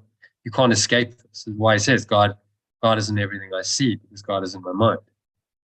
It's in my mind, it's in my awareness, whether I like it or not. You know, I can deny it all I like, and I can believe in a false idea of separation all I like. But that awareness is still there, because that awareness is what allows me to think at all. And no thought would be possible, no perception. I would have no life without that awareness. So this is why it envelops everything I perceive. If I become aware of it, I allow it into my awareness, it must envelop everything I perceive. Because it's the base state, it's the ground of being that everything shares. Everything has the same awareness. So it must envelop everything I perceive if I perceive things correctly. So it's in me, and then I perceive it in the seeming people and objects and animals and sentient beings in this world as a logical extension of it. If it's in me, it must also be in them. Can't be in one of us and not in everyone. The idea that it can is the basis of separation. Oh, I've got it, but you don't. Well, that's been used to justify enormous evil and inflicting cruelty, pain, suffering on others, because they apparently now don't have the same awareness as you do. They're apparently separate from you. You're superior. They're some kind of inferior life form, and therefore you can treat them however you want. And that's the essence of evil. But you can't do that if you recognize that there's only a singular awareness. We all share it. It doesn't matter what the form of that awareness is, whether it takes the form of a human being, and that human being is male or female, or fat or thin, ugly or beautiful on the level of form, or black, white, colored, Indian, doesn't matter, because it's the same awareness. And that is not just human, it extends to everything. You know, plants, animals, it's the same awareness everywhere. So it envelops everything I perceive because it's in my mind and it's in their mind. You know, I'm recognizing the fundamental awareness that they have and that I have. And this is the true meaning of the phrase namaste. You know, I see you, I perceive you as I am. That's the essence of unconditional love. I am the same as you. So, and in that perception, my holiness, my pure formless awareness envelops you. Because I'm sharing it with you. I'm in a state of high awareness, and I'm sharing that with you. And in that state, I can only bless you. My perception can only bless and heal.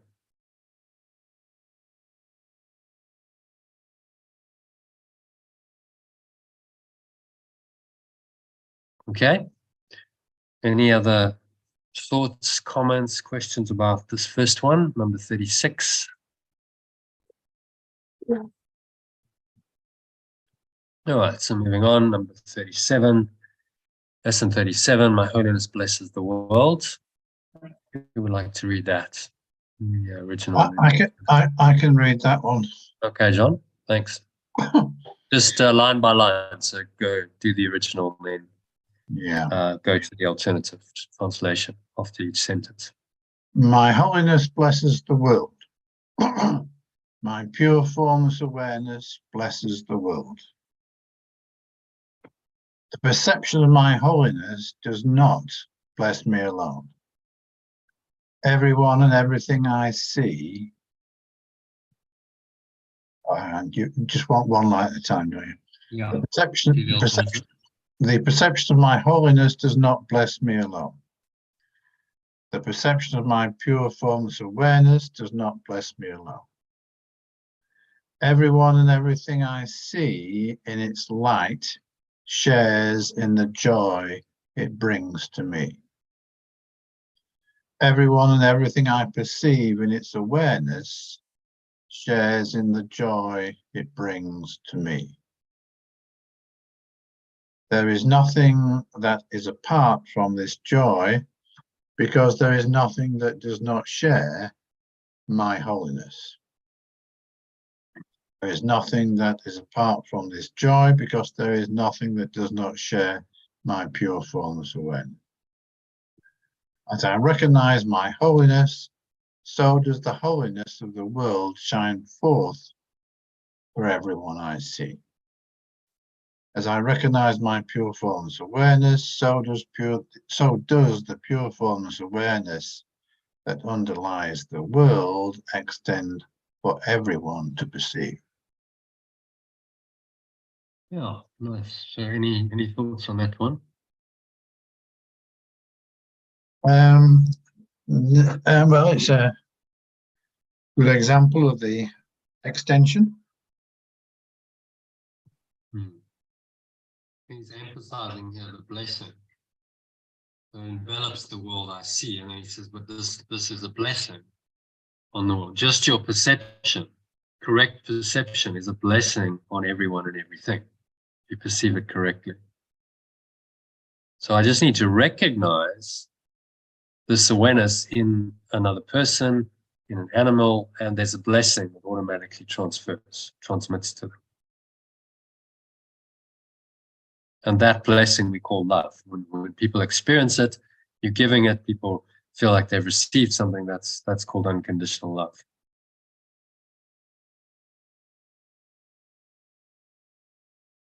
Which is the source of joy.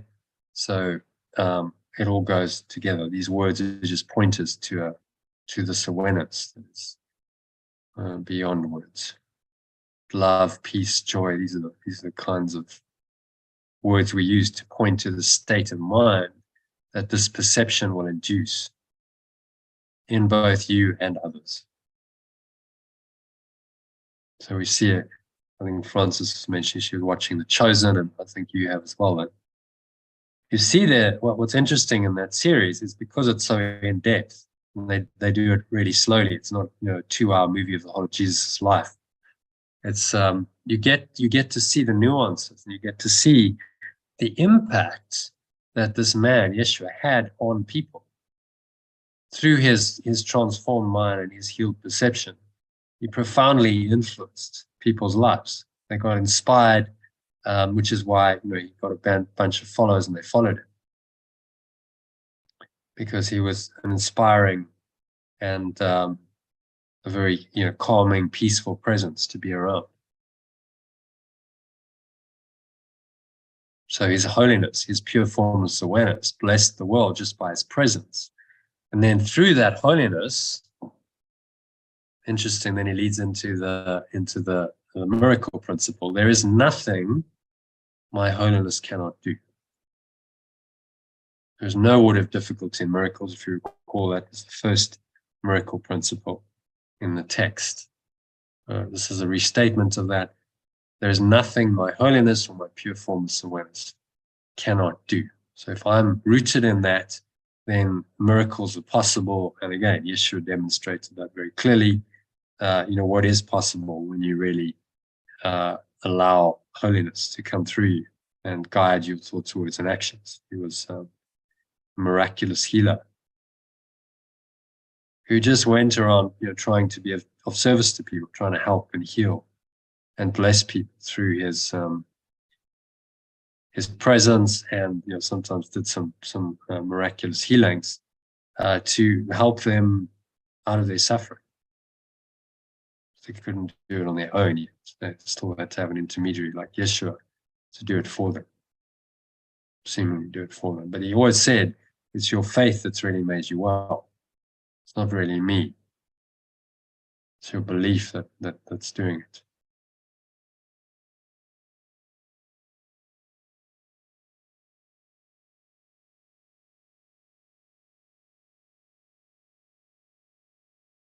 Okay, so let's read number 3. There's nothing my holiness cannot do.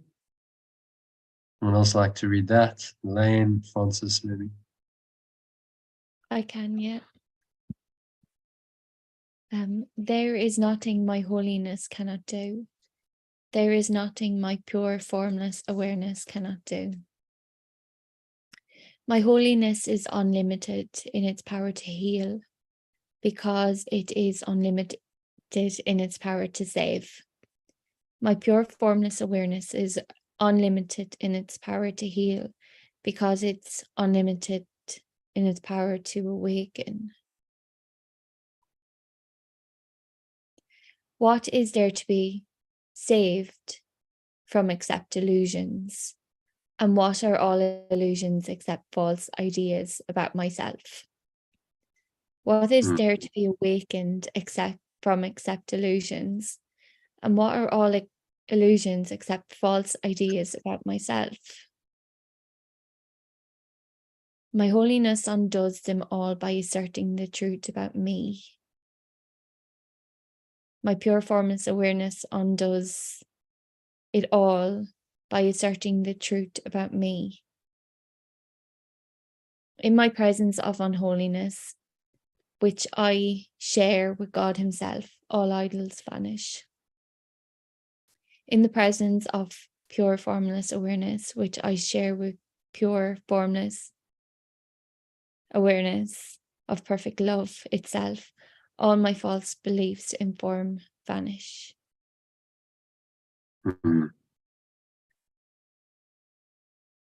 Very powerful.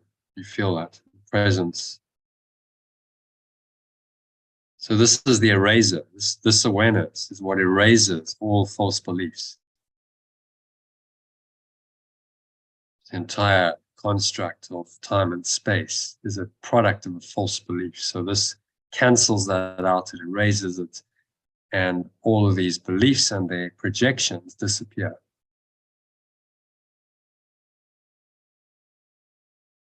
And the entire illusion will disappear ultimately to the nothingness that it always was.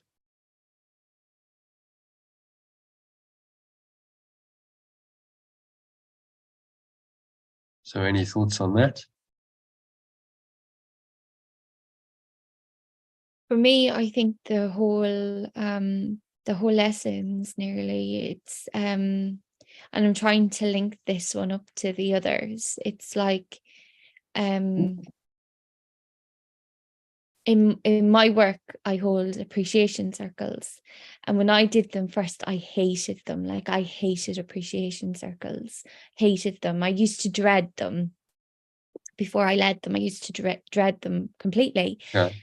And the reason that I dreaded them so much is because I really struggled to appreciate somebody else. And it wasn't because, it's just because I struggled because of the lack of good at the time that I seen in me. It's like you can't be aware of something in someone else if you're not aware of it in yourself first. So really, like when I started to focus more on me and less on them, I love the appreciation circles now, like, because I can see such good in myself that it's easy to see it in other people, and it's easy to say it in other people, which before that, and it is a gift that you can give. And that's what I'm taking from these. It's when you recognize the good in you, and I can recognize the good in people. And it's like, I'm looking around my room now and it's kind of seeing the perfection and everything. Even something's broken, it's like it has its place because there's holiness in it. Yeah, So well said. see the good in everything, whether you think it's rubbish or not. It's got its place. It has its purpose, or at one time it had its purpose. So it's like to just love that. Well, it has this fundamental quality of being, everything, even the projections of our ego. So the world is a projection of this belief in separation. But underlying all form is still this holiness, this pure formless awareness, which pre-existed it all and still exists underneath it. So it's the underlying layer. It's Yeah. the background rather than the foreground. We get focused on the foreground of what we see in form, our physical senses, but it's the background. That's what's called the ground of being by some philosophers, which everything has, whatever its purpose on the physical form level. There's a deeper purpose. There's a deeper meaning.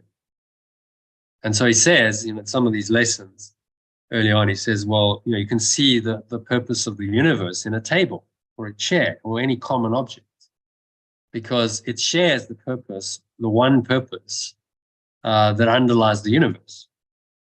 It must do. It's connected to the source still.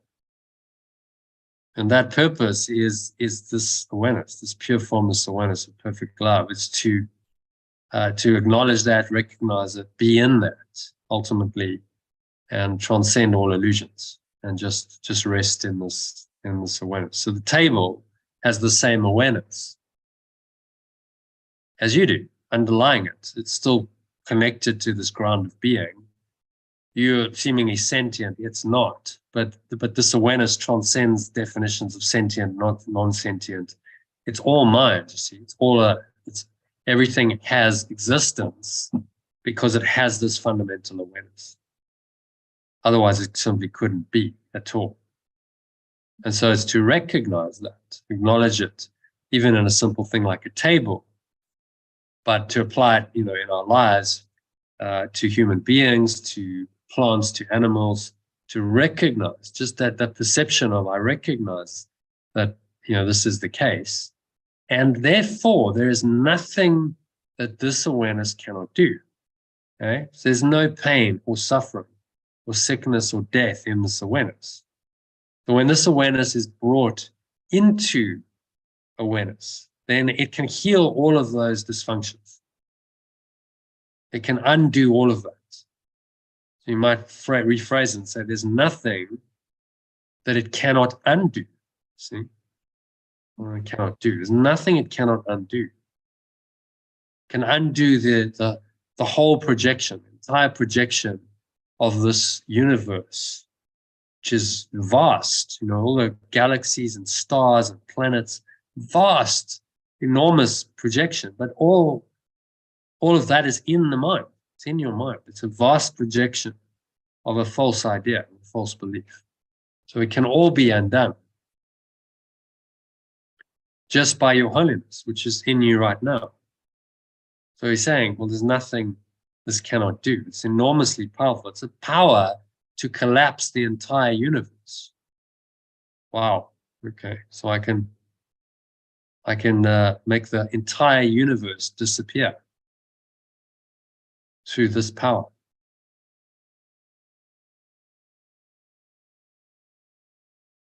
Just contemplate that. That's the true miracle.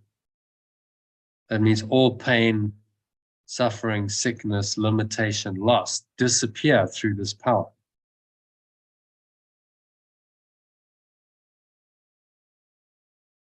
So there's nothing it cannot do that's of true value. It's not interested in perpetuating the world of form and giving you toys and trinkets to play with in the world. That would then be using magic and the ego.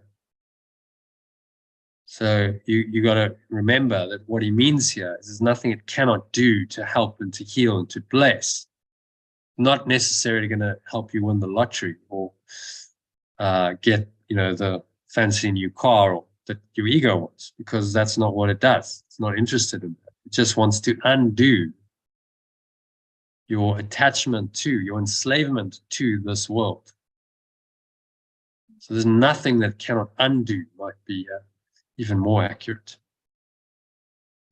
Because when you bring it in, you bring this awareness to false awareness, then the falsity must be seen for what it is, and your mind will release it, because you realize that you cannot be in pure formless awareness and also believe in the ego and its false belief in separation, all of its projections. It's not possible to have both in your mind simultaneously.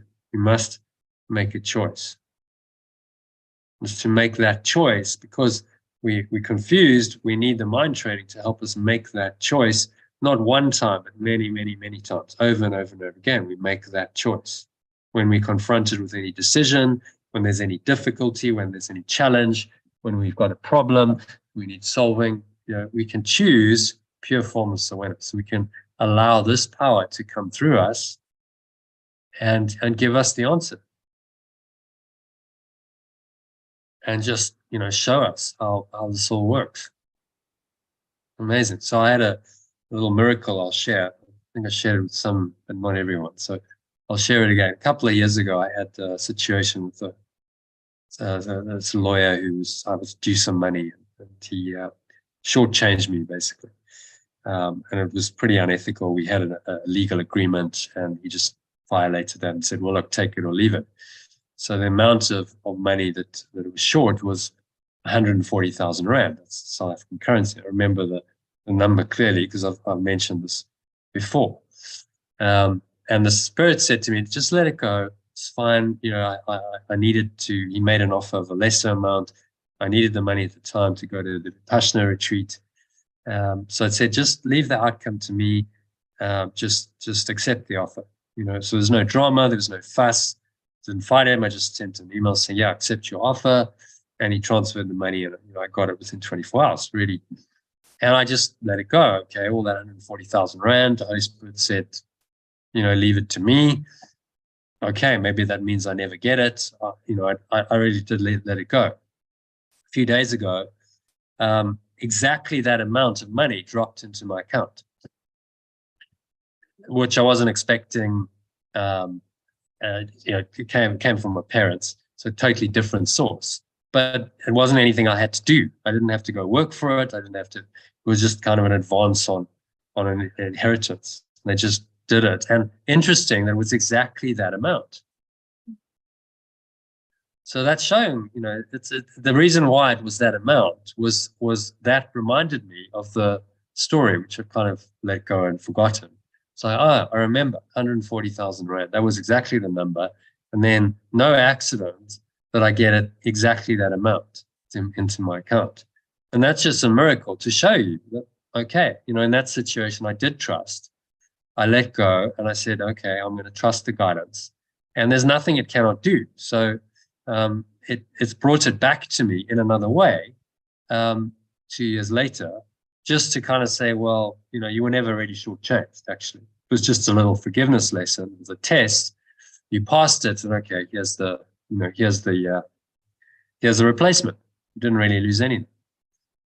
So even on the level of form and these kinds of matters, money, financial matters, practicalities of life, there's nothing the Holy Spirit cannot do. It can help you with all these matters. But the key is you must let go of your own ideas about it and your own attachment. My ego wanted to fight the guy. Well, you've been totally unethical. I'm going to take you to court. How dare you do that? All those kinds of ideas. And fortunately, I listened to the guidance. It's like, okay, no, don't go down that road. Because 2 months later, he died. And that money I probably would never have recovered it, because it would have gone into his estate, and very difficult to recover things from an estate after, everyone else has been paid out. So would have been a mission. That was just simple, quick, easy. It put me on my path. I did the Vipassana retreat. And then a week later, I started the Art of Letting Go course, which John and Sue did. And through John and Sue, I've come to know all of you. So you see how it works, because I listen to the guidance. So there's nothing it cannot do, but it won't always happen in the way you want it to happen. You've got to let go of the outcome. Say, okay, I'm willing to just trust that, that guidance is right. I don't know how it's all going to look, but I trust that guidance, that in this case, I just got a very clear, just leave it to me, take his offer, leave it to me. I was chopping vegetables at the time. I remember very clearly. It's like, okay, all right. And I just felt peace, and it was, okay, that's what I'm going to do. I'm not going to argue. And, because I listened, it's all unfolded in quite a miraculous way. If I hadn't listened, it might have been a very different story. I'm not sure if I'd even been able to continue with the program, because I needed that money. If I hadn't got it, it could have crashed this whole thing.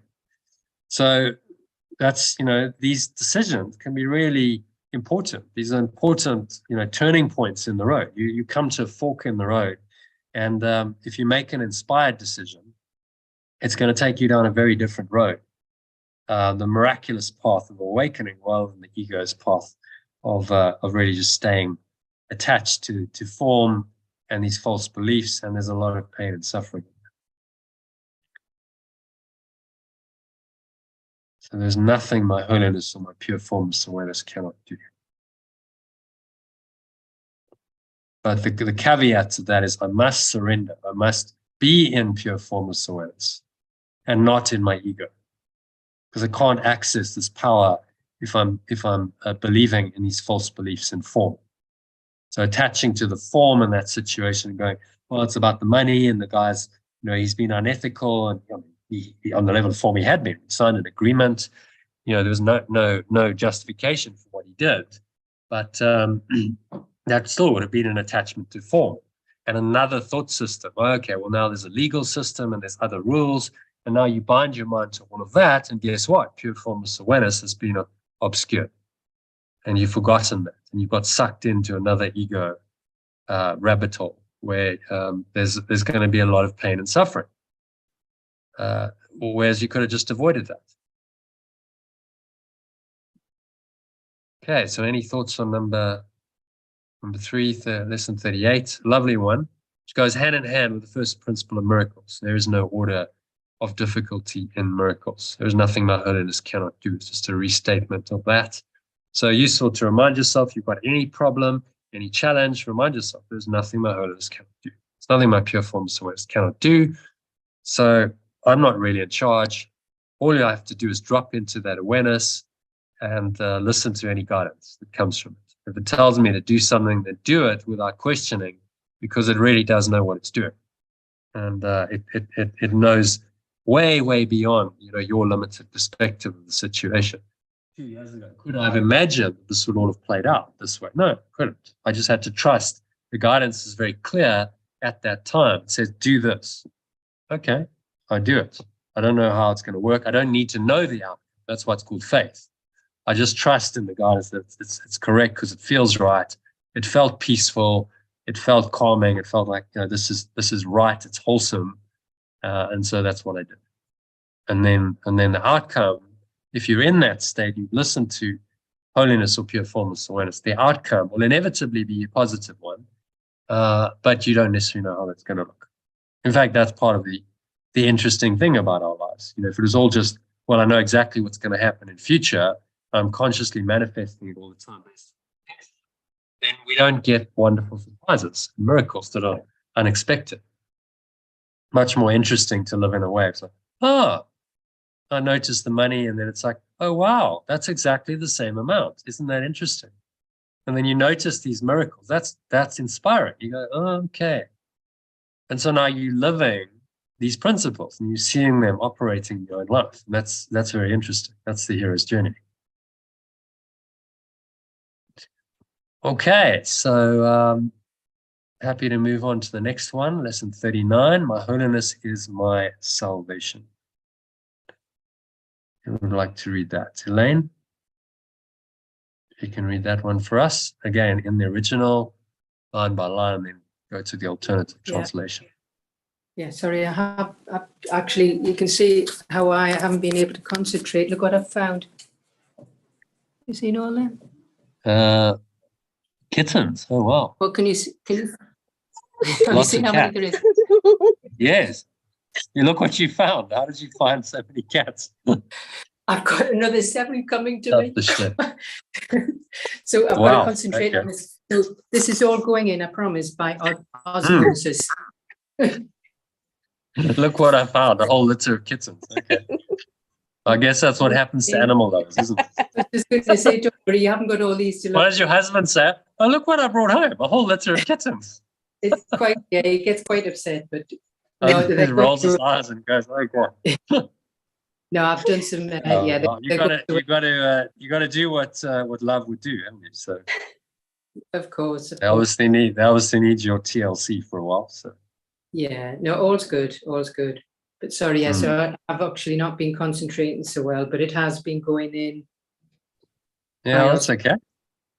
All right. So do you want to, can you read for us? Yeah, of course. My screen again. So line by line, my holiness is my salvation, then go to the alternative and just do it sentence by sentence, original then alternative. Right. My holiness is my salvation, since my holiness saves me from all guilt. Recognizing my holiness is recognizing my salvation. It is also then the alternative, Elaine. Oh, yeah. My pure formless awareness is my freedom, since my pure formless awareness frees me from all guilt. Recognizing my pure formless awareness is recognizing my freedom. And then the next one, it is also recognizing the salvation of the world.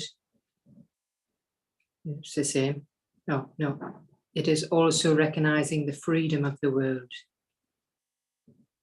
And once I've accepted my holiness, nothing can make me afraid. And once I've accepted my pure formless awareness, nothing can make me afraid. And because I am unafraid, everyone must share my understanding, which is the gift of pure formless awareness to me and to the world. Okay, any thoughts on that? Very sort of simplistic and straight to the point. Our freedom is our awareness, our center, our pure formless awareness. And just listening because it's infinite and it's eternal in nature. So we go inwards, we find this awareness that's unlimited and eternal, then we must find our freedom there.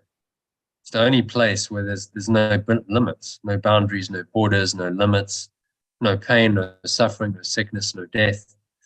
In our own true awareness or pure formless awareness that is infinite and eternal. If you try and find that in the world, you keep bumping up against the limits because the world is made from the belief in limits.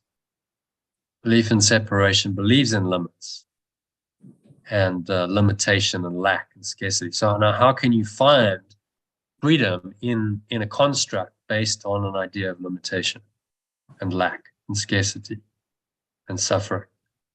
Not possible. Logically, you're never going to find it there, are you? So he's just reminding us of the simple truth and saying, look within, because that's the only place you'll find it. You'll find freedom. The ego tells you you'll find your freedom outside of you.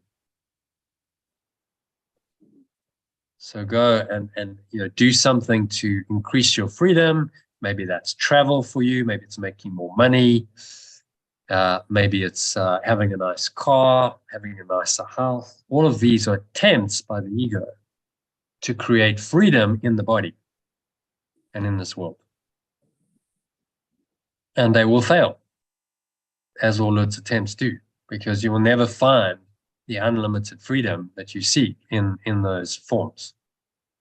Just ask the celebrities. Marisa Peer, if you watch that video, they went for freedom in the world. They said, well, freedom looks like I've got lots of money, I've got fame, I've got any special partner I want because I'm famous, so anyone I can kind of have my pick of attractive men or women. Or both, and I have it all. This is freedom. And then they find that they're miserable because their mind is not free. Their mind has actually got further into bondage by attaching to all of these things. And so they've got all the hang-ups that go along with these attachments. And there's no freedom. And then they go, well, there's nowhere to go. Because I've thought I was going to be free when I did this. And now I've got all this material stuff and I'm not free. And now what do I do? And so then they often decline and they turn to substances and relationships turn bad. And then the answer is obviously to turn within, to let go of the belief that freedom will come through anything in form. And understand that it only comes in pure formless awareness, which is right there. You already have it. You just have to accept it. And that's the spiritual journey, is accepting what you already have.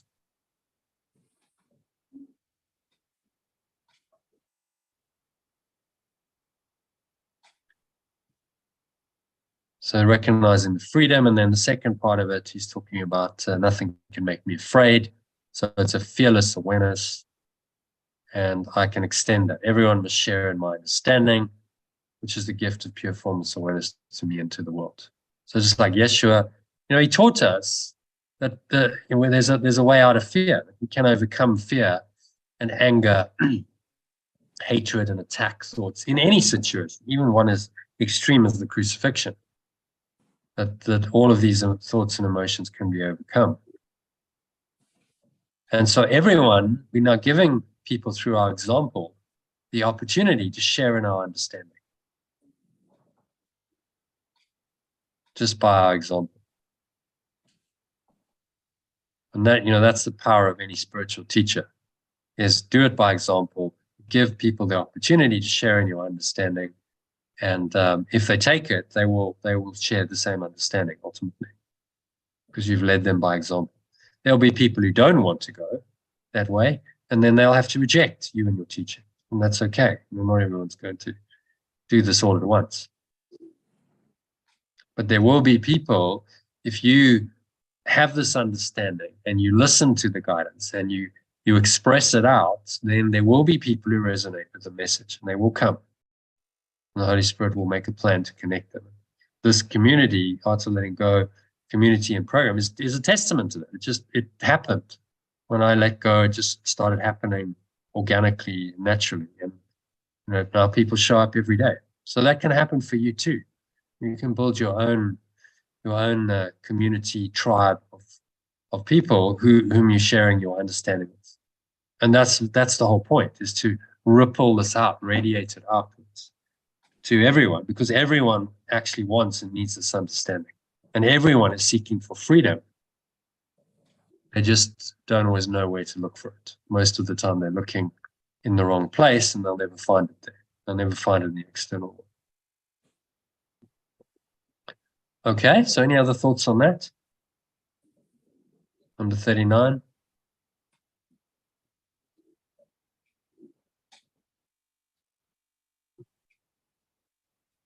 No? Okay, so let's move on to last one, number 40. I'm blessed as a son of God, extension of pure formless awareness. So I think we cycle back to Lynn. Can you read that for us, Lynn? Yeah. I am blessed as a son of God. I am blessed as an extension of pure formless awareness. Herein lies my claim to all good and only good. Herein lies my claim to all good and only good.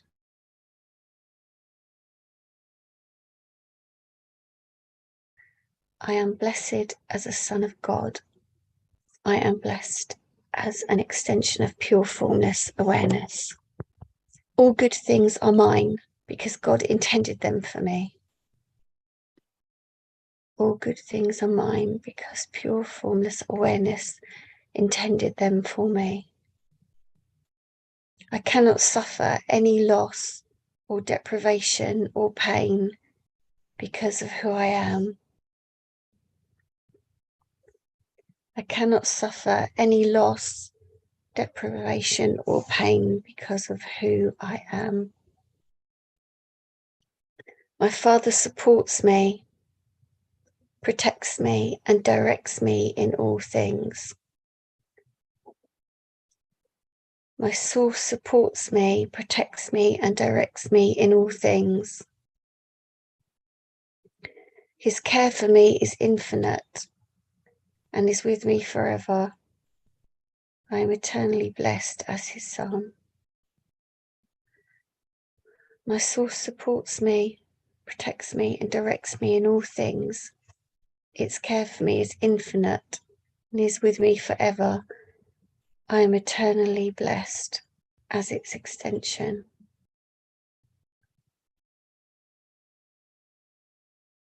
A nice ending. You feel that? I'm eternally blessed Feels as nice. its extension. So this blessing is with me always. I can never be without it. Care for me is infinite and with me forever. And so I'm never alone. I'm never abandoned and rejected. If I think that, I'm deluded, because this presence is always with me. All I have to do is accept it. Think, why is it so difficult for us just to accept this infinite loving presence is always there and accept it? And the reason is because it denies our separate identity. That's why. So if I accept this presence and I fully embrace it and I embrace the blessing that it gives me, then I can no longer be a separate self. I'm no longer Lynn or Jono or Elaine or Francis or John. I'm now just pure formless awareness. Perfect love. And that's what we're scared of. Bizarrely, because that awareness is perfect, whole, complete. There's only love and peace and joy. So why would you be scared of what's so amazing? Mad. It is mad. You have to go. It makes complete no sense whatsoever. No. But that's why he tells us. The ego is insane. It doesn't make any sense. It's denying what, the source of infinite care and love and joy and peace and blessing. And it's giving you, these miserable scraps, seeking for some kind of salvation in this world and never finding it. Seek and do not find. Scraps of pleasure punctuated with pain and suffering. Eventually, you're going to die because it's inevitable. Why would we choose that when you could have infinite care and blessing and love and peace and joy eternally without opposite? Why? There's no good reason at all. And so all of these lessons are just reminding us of that simple truth and that simple choice.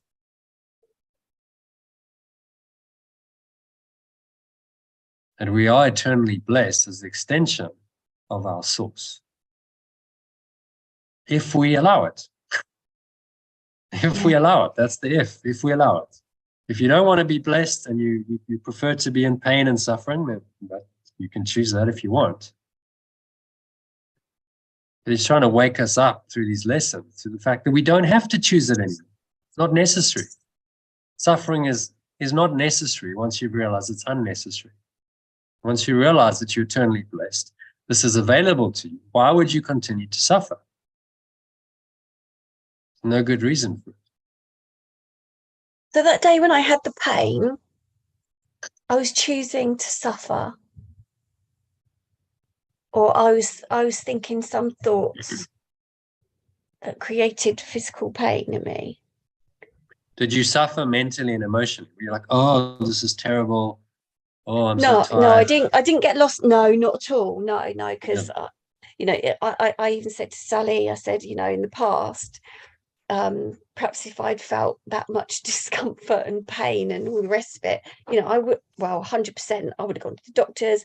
I'm sure they would have told me I had some horrible systemic disease, and that, I needed loads of treatment and drugs and all the rest of it. And of course, I don't do any of that now. So I just did the work, luckily, with some help, and it's 95% gone. Gone from, not being able to even walk properly at times. It's funny because I released a load of it with Sue, and then last night when I was at home here, every time I stood up I got a pain shooting down my leg. I'm just curious about this because I am giving myself a lot of physical pain. I'm not lost in it. I'm aware that it's telling me something, but still, I'm very curious why I'm doing that to myself. Pain is the ego's best argument for its existence, isn't it? You see that? Yeah, okay, so I'm just, I'm still in that in-betweeny place. I'm probably breaking because I'm breaking more free of it then. Because it's not affecting my mind so much. It's just going physical. Okay, that's all right. I just wanted a if you little can bit of a observe the clearer. sensation and not judge it, then you take away the mental and emotional suffering, because that's what suffering is. It's mental emotion. I've got a physical sensation, but how do I interpret that? Oh, this is terrible. It's awful. I might have a dread disease. I better go to the doctor. It's a whole story of a separate self. Yeah, I don't go there, luckily. Yeah, so it's good because you're applying this teaching in practice. So if pain comes along, all you can do is apply the teaching. Say, no, I recognize the pain isn't really real. I'm not going to get lost in the story. I'm just going to let it go. I'm going to practice this teaching, and then usually the pain will go. It's funny because that night, when I came home on the second day of my market stalls, I had a bath and I went to bed at like 6:30 in the evening. I woke up at midnight, so I had about midnight. So I had about 6 hours sleep, and I still had all this pain. So I was looking for that the meditation you'd sent ages before. I couldn't find it. So there was my ego getting in the way. I couldn't find a thing to help me release it. So I've saved more things today, so I can just access them. Yeah, good. Yeah. So it's these challenges come along because the ego is fighting back. It's trying to say, no, Lynn, you're a body. Pain tells you you're a body. You're separated because you're experiencing pain. Other people aren't in pain, so it's your pain. And if you get attached to that story, you can stay in pain for years. There's some people in chronic pain. Oh, no, and their mind just gets attached to that identity, and then it becomes a part of their reality, and they get very attached. Their form identity is attached, very much identified with the pain and the sickness. And to free them from that, you've seen it, And to free them from that is a hard job, because they've so identified with it that they think that they are the sick person who's always in pain forever. And who would they be without that? Yeah. That's scary for their ego to go, well, actually, you could heal. So that might precipitate panic. Healing would be so fearful for them, because the entire thought system would be challenged. The entire separate self would be challenged. So often in those instances, he recommends some kind of compromise approach where you try and heal them with magic means to try and open their minds a bit to the idea that really this is all in the mind. They're not necessarily quite ready for it. So then if you're doing any healing, sometimes that's necessary. He talks about it in section 4 of chapter 2, I think, of the text. I'll go there very briefly so you can read the thing if you want. So let's go here.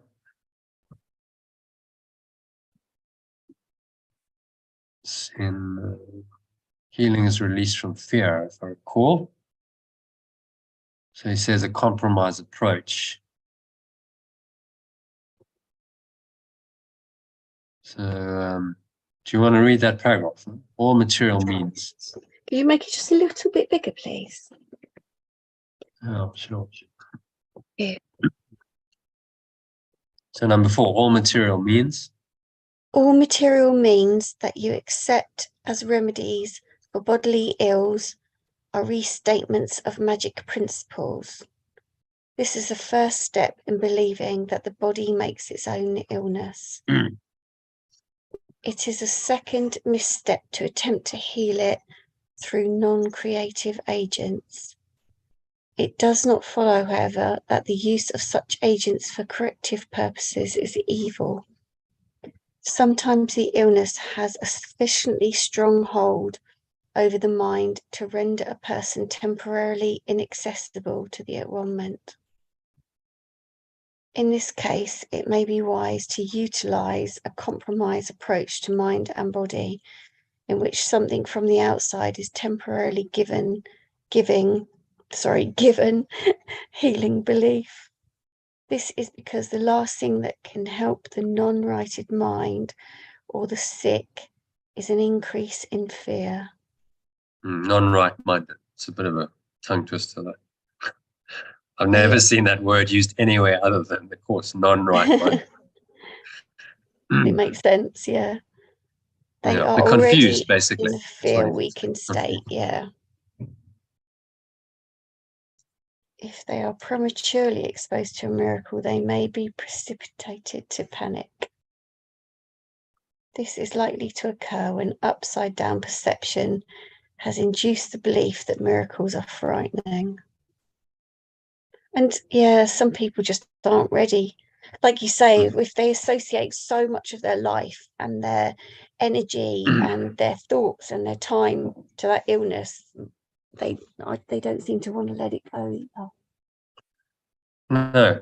So he's saying, a person's inaccessible to that one month. So then you can utilize a compromised approach to mind and body if something is given healing belief. So they might be open to some kind of magic remedy, a treatment, a pill, because what you want to do is try to help them. So you're trying to help them on the level that they're at. To say to them, well, you're just deluded and get up and walk, or it's all in your mind, is not necessarily helpful, not kind or compassionate or helpful. So it's a good thing you put this in, because otherwise you might have a whole lot of Course in Miracles students, trying to do what you should. Well, just get up and walk. And someone's like crippled and lame in the hospital. But no, this is all an illusion. One has to have some sensitivity to the nature of the ego's mind, so that it's you understand someone is enslaved by it. It's not just something that they can just necessarily do. So he's giving us as a healer, another way here. Someone can be temporarily inaccessible to the environment, and you can give them something that can help them. And then maybe if they free their mind a bit, they might be more open down the line to some of these ideas. Maybe not. Maybe they just continue to believe in magic. So the danger is the magic works and you believe it, don't you? Oh, well, the pill worked, or they don't recognize that it was really a decision. Everyone heals by their own decision. And then the magic is usually a way that decision takes form. And it gives them a focal point for the decision. Oh, the pill's going to heal me. The doctor's going to heal me. The treatment's going to heal me. And if they believe it, then it generally will, because their belief is so strong that it happens. Yeah. So I think that brings us to the end of the text, the lesson. So yeah, just from a point of view of the pain, just observe it. Use a Vipassana style meditation when next it happens, if next it happens, and just sit with that pain and observe it. Very powerful. Just go, okay, so I'm going to meditation, watch my breath, get myself to a nice state. You can listen to one of the guided meditations to get you there. And then just observe, scan the body and observe, okay, what does the sensation feel like? And then you realize pain is all just a sensation. It's your resistance to the pain that makes you suffer. It creates the suffering, yeah. Yes, because you go, that shouldn't be there. Your mind says, oh, I don't I like was that saying, sensation. that's what I was saying. I say, why, why have I got, burning shoulders, because I'd been carrying heavy bags, and I knew there was an association because I felt on my own, having to do lugging heavy stuff around on my own. I could see all the links, and I was sort of telling myself off a little bit. So if you can just observe that shoulder and you go, okay, what's that? It's a burning sensation. There's a prickling, there's a tingling, and you just observe it without the commentary, without, but my shoulder's sore because of this, and I was all on my own, and you bring in all that stuff. Then there's no suffering. It's just a sensation in your shoulder. Okay. Yeah. It's not going to kill you. It's just a sensation in your shoulder. Yeah. And you go down your arm, and then there's another sensation and you realize it's all very temporary. These are temporary sensations that arise and they pass away. And none of them are true. Yeah, they've gone now. They at the time they were quite high level pain. Yes. So it just shows you, pain is not real. Pleasure is not true. None of it's real. It's just a temporary sensation. It arises, it passes away, And you're the awareness that's able to observe all of it without attachment. Just, okay, it arises and passes away. And if I'm just in my awareness and I don't get sucked into a story about the pain, then it'll pass away much quicker.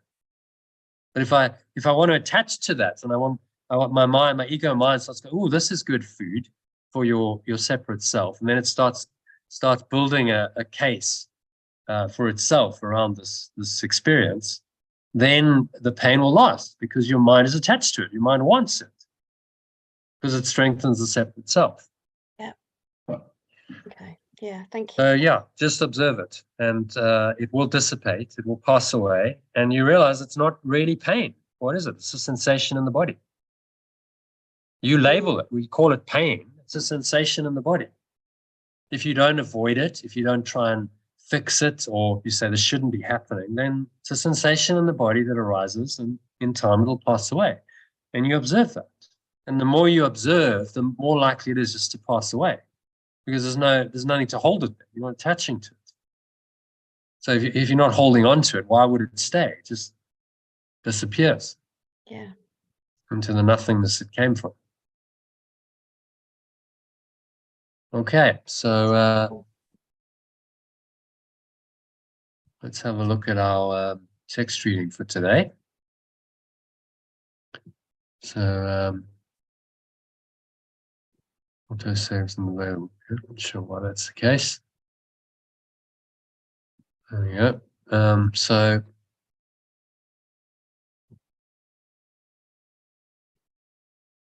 if you need to leave now, it's a natural exit point. We're going to go on for another hour. I do need to go actually. So if you need to go, that's fine. Otherwise, yeah, join us for the next hour. Probably won't get all of it done, but I'm happy to carry on tonight after 8:30. If you want to join later, John, I know you might want to do that. We haven't finished. We can finish it this evening. Bye everyone, and thanks you. Lynn. Thanks for joining. Lot, okay, bye. So who's staying? Elaine, John, Francis, you're going to stay with us for the text, or do you have to go? Yeah, I can stay a little while more. I haven't been for the text yet, so. Great. Okay, so if you want to kick it off, what we do is read it in the same way. There's an original, and then there's a translated version down below. So read it as you go, one line at a time, then go to the alternative. And then usually I've just done replacement. So there's some stuff we might need to change. So we translate it as we go. And then once we've done each paragraph, we personalize it. So it becomes in the first person or third person. Finally read it. Someone reads it. So if you've read it, then you read it aloud and very slowly, so that everyone can kind of really internalize it.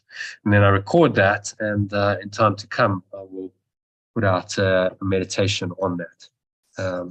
Probably not today because I won't have the time, but stick around till next year, and then you'll get the benefit, because you'll hear your voice on the recording.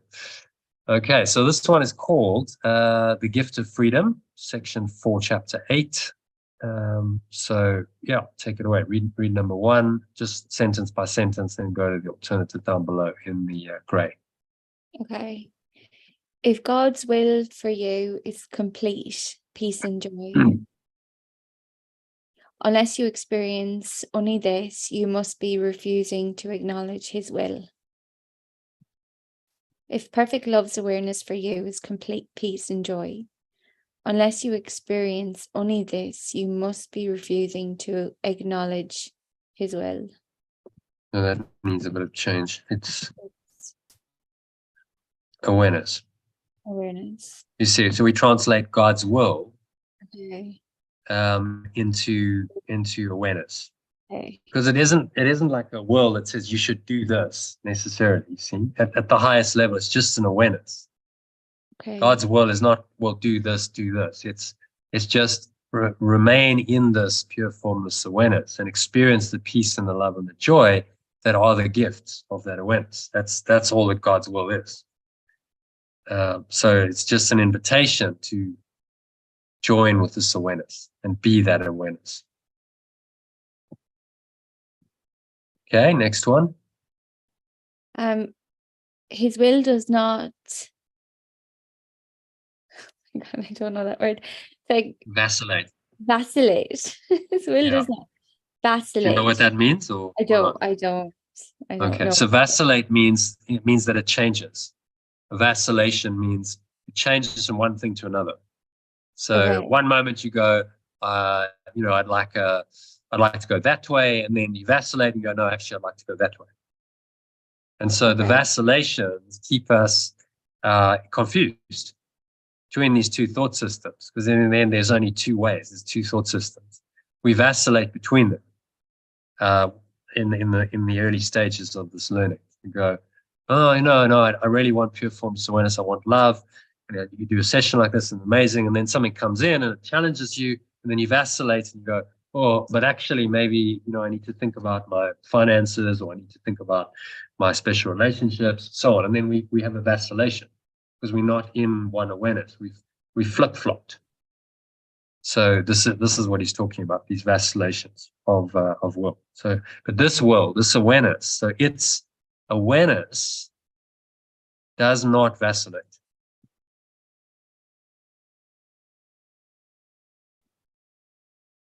Which is why it's reliable, right? It's always there, never changes. It's completely unchanging, being changes forever. So it's the only thing you can rely on because it doesn't change. Mm-hmm. You might lose your awareness of it temporarily, but that doesn't mean that it's gone. It just means you lost your awareness of it. So our job is to remain rooted in that awareness, no matter what temptations and challenges the ego advance.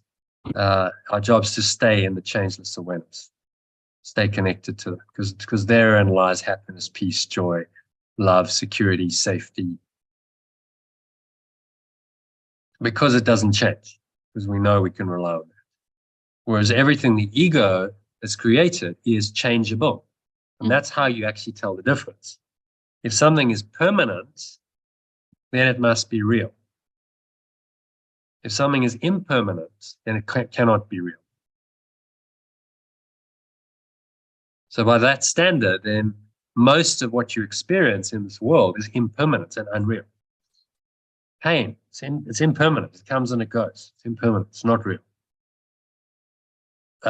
Physical pleasure, impermanent. It arises, passes away. It can't be real. So by that standard, nothing except this fundamental awareness, pure formless awareness that cannot change is real. So we shouldn't value anything that is impermanent. The determination of value is it permanent? Then it's real, then I value it. And if it's impermanent, it has no value at all. Because it's temporary, it will fade away, and it will disappoint me. If I bind my mind to that, then I'm binding my mind to an illusion, and it's inevitable that I'll be disappointed because it won't last.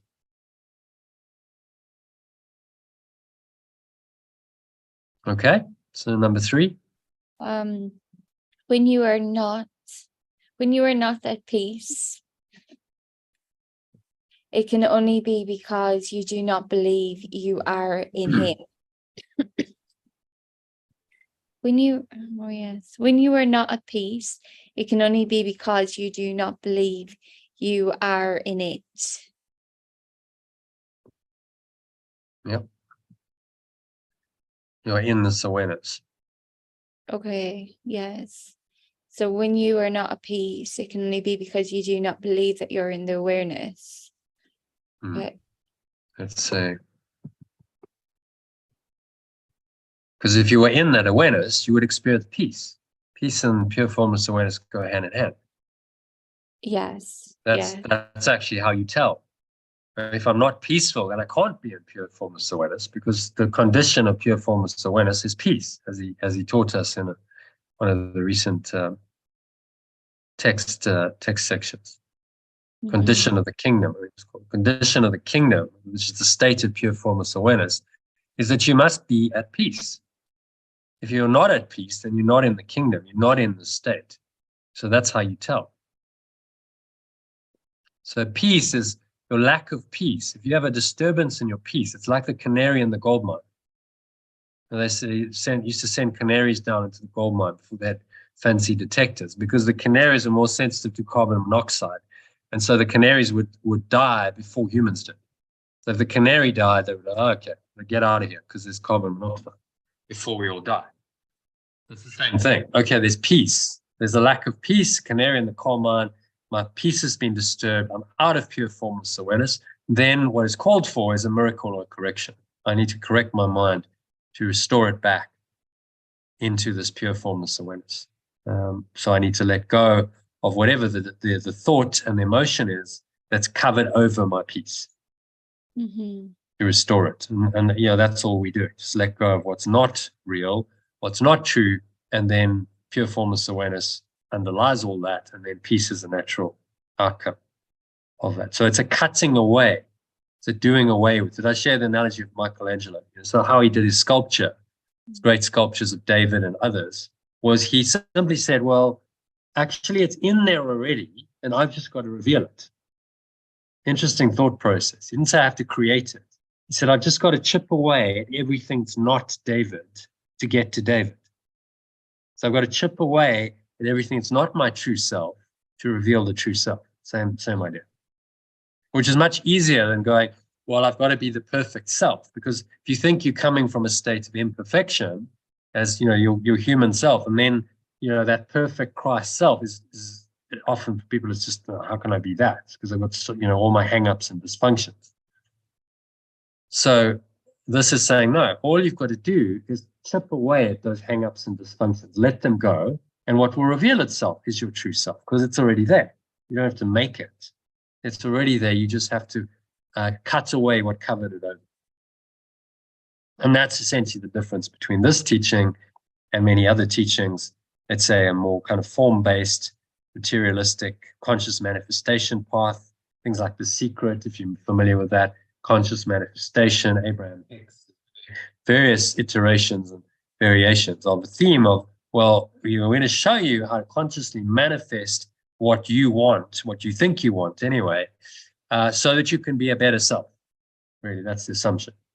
You'll be a better person when you have the salary, when you have the car, when you have the relationship of your dreams and all of this. Somehow that's going to big you up, and you're going to feel you're going to have better self-worth.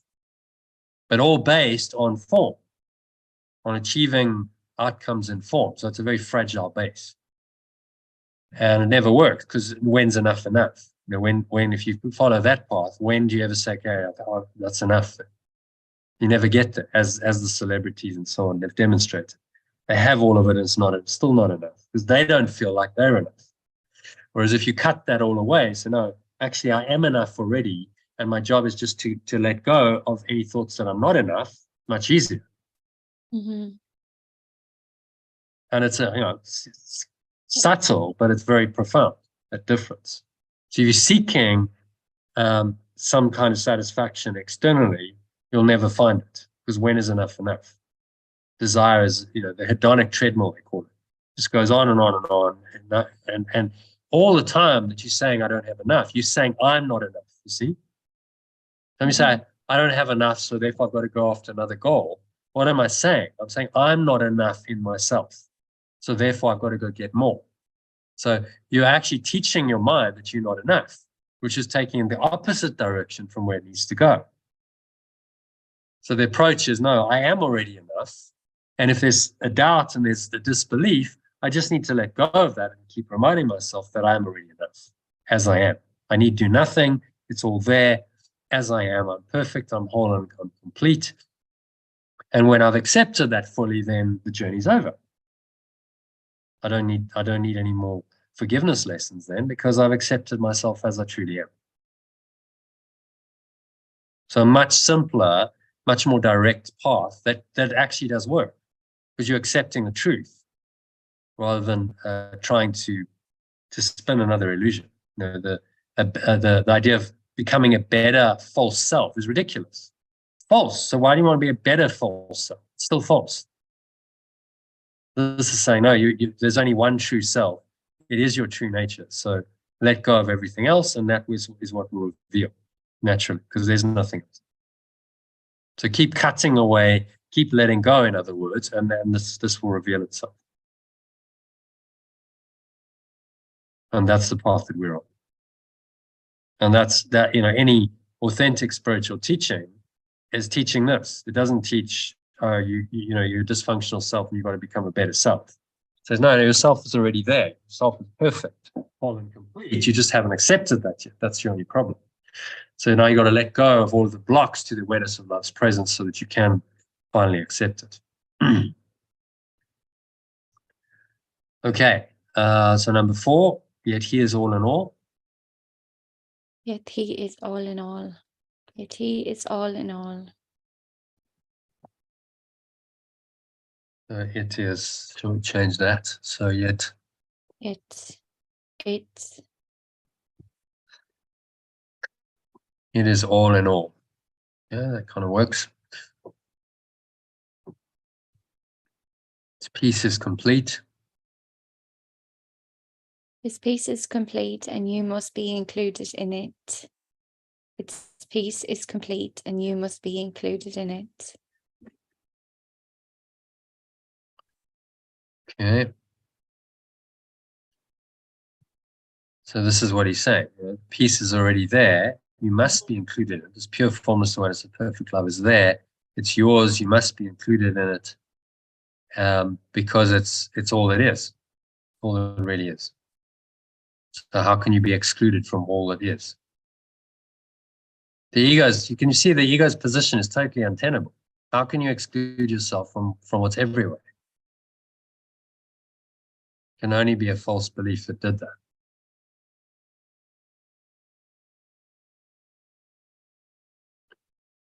Okay, so its laws govern you. His laws govern you because they govern everything. Its laws govern you because they govern everything.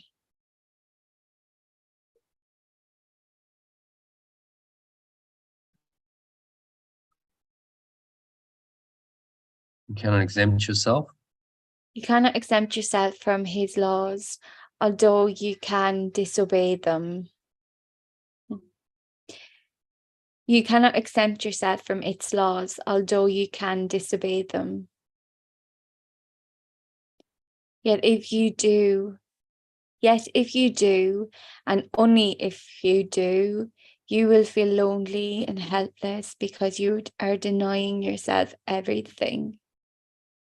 Yet if you do, and only if you do, you will feel lonely and helpless because you are denying yourself everything.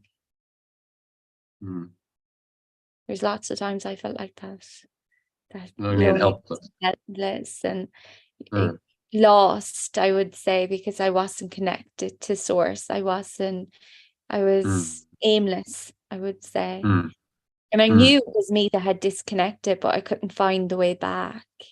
But it was there. Like, it's crazy how sometimes you just can't seem to tune in, or you forget how to tune in. Yeah, well, that's the whole problem. The egos come up with an alternative, says, no, listen to me, and that disconnects us from our source, our true awareness. Yeah. But it's us who's doing it. He's putting the responsibility squarely with us, saying, well, only if you do this will Exactly. Yeah. will this happen. Only if you do this will it happen. So, right, I'm recording this whole thing. Okay, so do you want to give a little summary? What is he saying in this paragraph? Paragraph 1, in summary. Okay.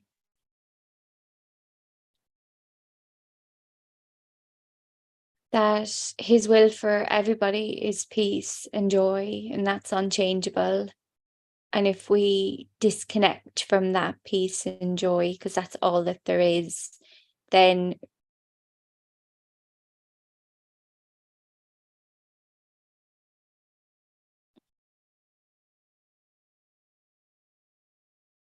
then you feel that disconnect.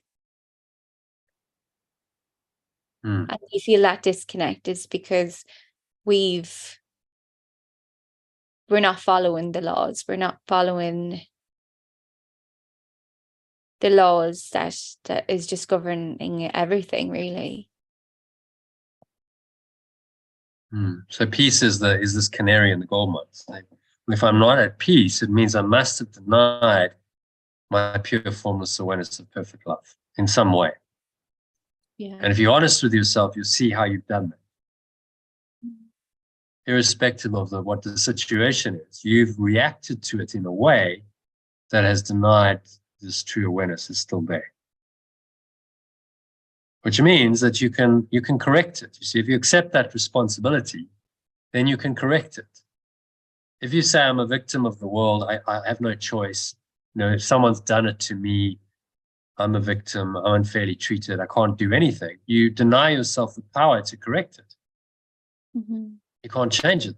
So you enslave yourself into this victim identity whenever you do that, which is a very silly thing to do, because then you're caught up in the ego's thought system forever until you change your mind. And so that's really the very essence of this whole teaching. You take the responsibility for your own state of mind. No matter what seems to happen to you, you always have a choice as to how you respond to it. I'd say that's probably the number one spiritual principle in every single spiritual path and technique. It's where you take responsibility. You can't blame anyone or anything else, no matter what seems to happen. You have to take responsibility for your state of mind. So if you're not feeling at peace, then you need to correct your mind and let go of whatever's disturbing you to return to peace, no matter what that is. Could be a very minor upset. Someone's taken some money from you. I mentioned that instance that I had. Or it could be, it's a death in the family. Someone close to me has died. Tragic accident. It doesn't really matter, because in the end, it's my perception of the situation that's the only problem. If I make that real to myself and I give it the power to disturb my peace, then so it is for me. Then I'm not in pure formless awareness anymore. I'm in another awareness, which is telling me that all this stuff is real, the world is real, my separate self is real, and I'm in a very hellish environment. Hell being a helpless, enervated little life. So then I'm convincing myself that I'm actually helpless, I'm a victim of the world I see, and there's nothing I can do about it. The world just continuously comes up with all this stuff, and it's so unfortunate. I'm such a victim. There's nothing I can do about it. And there are people who live their life this way, with that belief. Completely disempower themselves, don't realize that that's what they've done. The ego's in charge. And any attempt to say, but actually you could change your mind and you could take responsibility is usually met with hostility. They don't want to know, because they're so fixated on their victim identity. But it's such a simple principle. Well, it doesn't matter what anyone does. What matters is my response to what they do. So obvious and simple, and yet this is a secret most people don't know. So we live in a world that's confused and chaotic, and the ego doesn't want you to know that. It wants you to believe that the solution's somewhere outside of you. Whereas the laws of God remind you that this awareness is in you and it's your responsibility.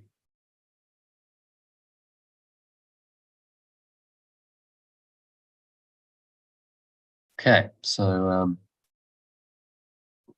let's happy with that one. Let's stop the summary. We'll personalize it. So we do this in the first person. So then what we're doing is creating a version of the course which has the original, this translated version into alternative language in third person, and then translated version in first person, which is very powerful because it becomes an affirmation. It's not theory anymore, not something someone else, not third person. It's I am. And then we meditate on that to really internalize it. Okay, so If perfect love's awareness for me, so you becomes me. It's complete joy. Do you want to help me as we go along?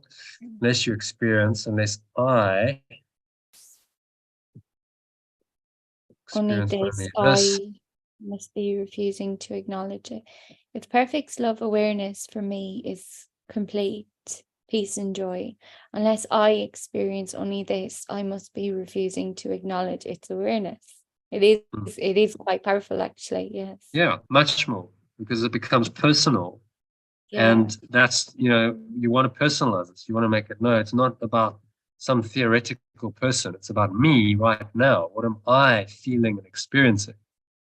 And so that's why we do the translation. Quite a bit of the course is actually in first person, like the lessons often are in first person, but the text is generally third person. So we change it to make it more relevant. And the idea is to really bring this text to life for people, so that you could do this, you could read this, you could do the meditation in the first person. You could go, wow, I really got that. I really felt like I understood that on a deeper level. So it wasn't just words coming in and I'm like, okay, it's all just concepts and words and I can't penetrate through the language. It's actually dropping in on a deeper experiential level. So that's the work we're doing ongoing. Every day we do the text. We're producing a version of the text that'll be available next year it's available once we've done it. So I'll send it out this evening, but next year it'll all be in from the start. It'll be, okay, there's the document, there's your reading. So instead of reading the original, you can read this document, which then has the original and the alternative in two different forms, and a meditation on it in the first person. Okay, so number 2, take out the, so its awareness does not vacillate, being changes forever, so that can stay. When I am not at peace, it can only be because I do not believe I am in this awareness.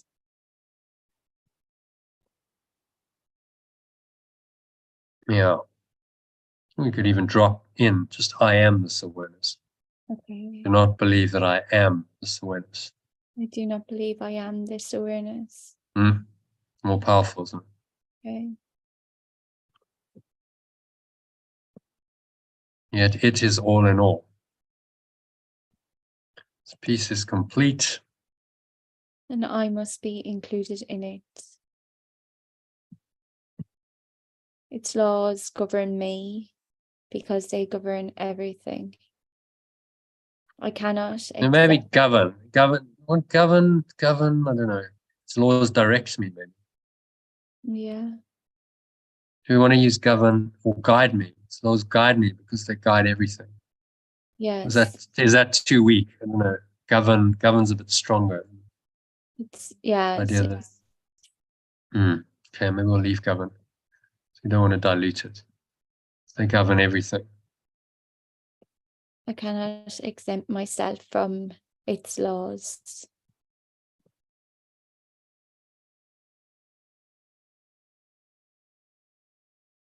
Although I can disobey them.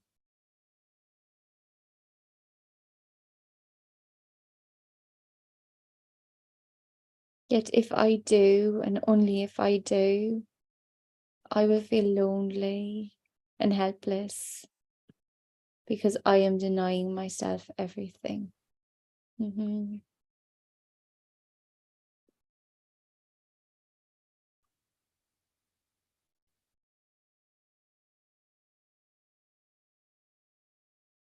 Okay. So just read it from the top. Make sure you're happy with that. We've got the translation down, and then it's a dummy run for reading it slowly in a meditative way for everyone.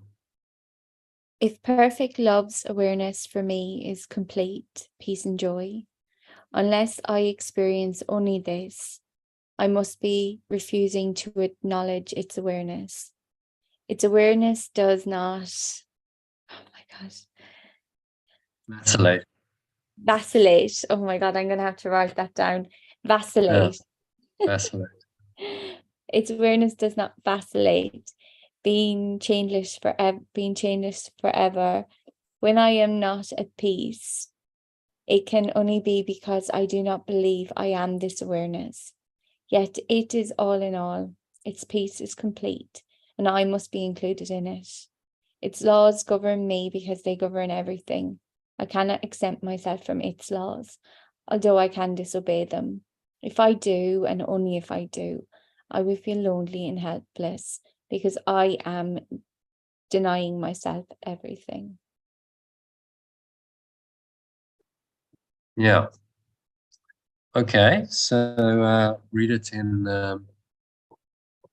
first person, and it's quite slowly. So the idea is you read it, so you pause in the appropriate places. So you might read till there, slowly. Perfect love's awareness for me is complete peace and joy.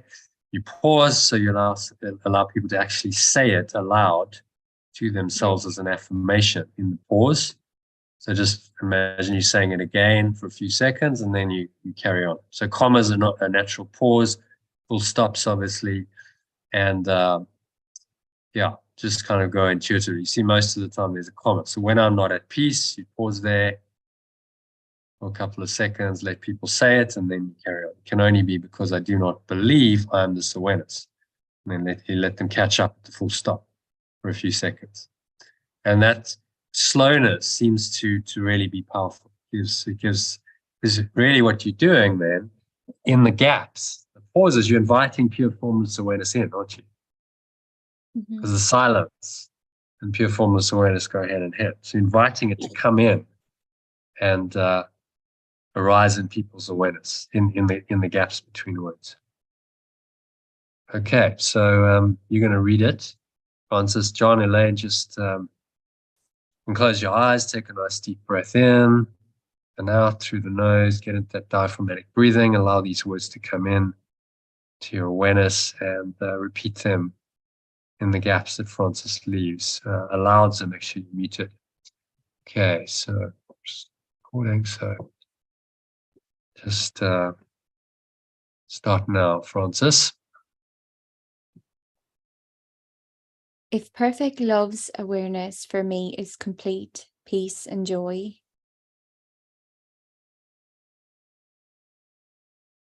unless I experience only this,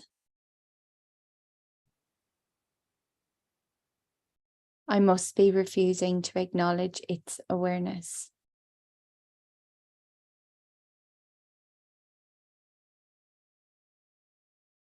Its awareness does not vacillate, being changeless forever.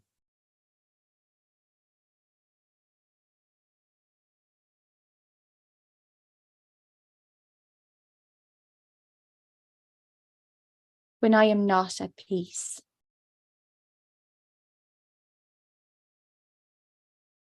it can only be because I do not believe I am this awareness.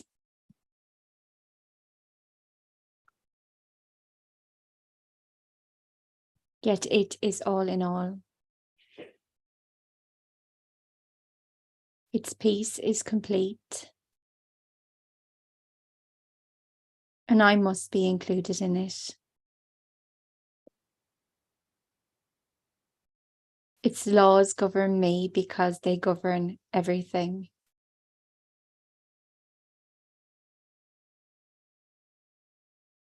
I cannot exempt myself from its laws, although I can disobey them.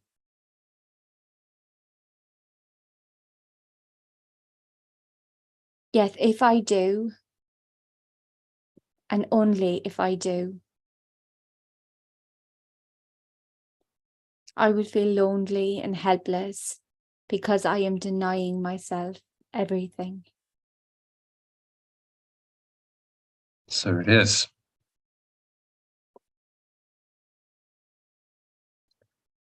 Okay, well done. So that's number one done. So we help us for. So yeah, I've probably got time for another paragraph, and then Yeah, no problem, Ellen. We can do that. We can reschedule it. Yeah, appreciate. Thank you. Yeah, because my concentration's not 100% today. That's okay. I understand. Yeah, sorry. Yes, but only if it's, I appreciate you. You got some distractions. Yeah. Okay. So so we let's do another paragraph, and then if anyone would like to continue, because there's 8 paragraphs in this one, we can reconvene tonight. I don't mind doing a session. We're not doing our coaching. We could join at, say, 7:30 and finish it, if you like.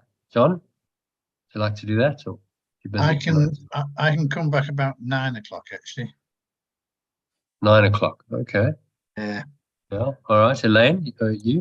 Well, yeah. Well, 9's maybe I can hang around for a bit, but 7's good. But I'll go with the flow. But whatever everybody else wants to do. Yeah. Well, maybe we'll start it earlier. 7:30. And Francis, do you join tonight or not? I'm not sure yet, actually. Yeah. Okay. Well, you can. So let's we'll finish it at 7:30. That'll give me time to have a walk and dinner and stuff. And then John, you can join us for the tail end of that. It'll probably be another an hour and a half or 2 hours. Okay. So number 2. Who wants to read that? Thanks, Francis. That was really good. John, you want to read number 2 for us? Yep.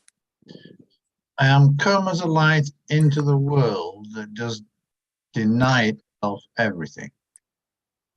I am come as pure formless awareness into a world that does deny itself everything.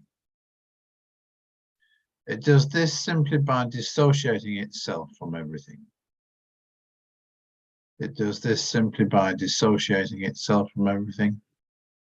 It is therefore an illusion of isolation, maintained by fear of the same loneliness that is its illusion. Number 4. Yep. Understanding that? Yep.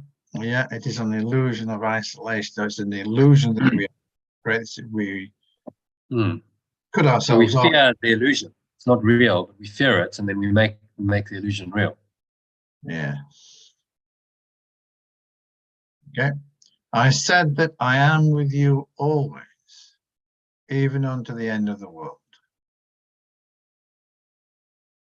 Yeah. That is why I am the pure formless awareness of the world. Well, the original was, that is why I am the light of the world. Yeah, the light of the world. If I am with you in the loneliness of the world, the loneliness is gone. You cannot maintain the illusion of loneliness if you are not alone.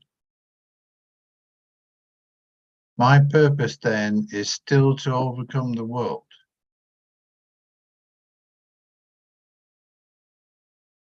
When it's saying my, are we talking about the Christ or the Holy Spirit? Or the same? Yeah, well, they're just different aspects of the Trinity. My purpose then, still to overcome the world, because that's what he said. Remember, this is a quote. He said, I've overcome the world in the Bible. So his purpose, he's talking as the Christ's mind, Christ's self, is still to overcome the world. And even though he's not corporeal, he's not a person anymore, that's still his purpose, is what he's saying. And that's, that's what this course is all about. He's helping us to overcome the world through this course in mind training that he's given us.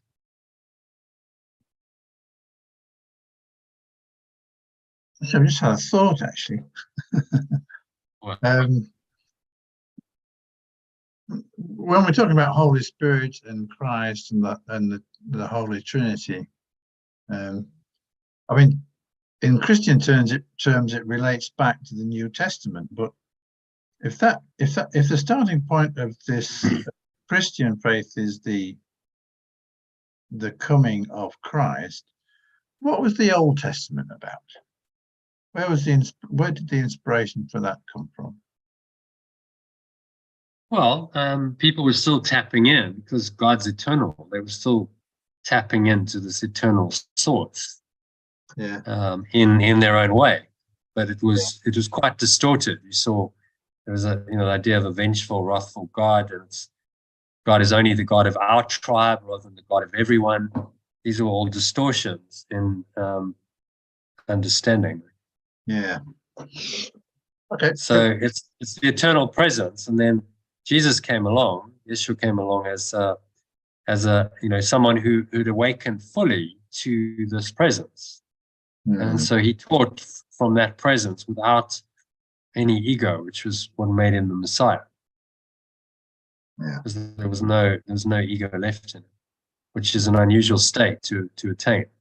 Generally, even the likes of David, if you look at the Old Testament, some of the heroes of the Old Testament, David and Moses and Joshua, they were flawed. They had their human side. The ego was there still, and so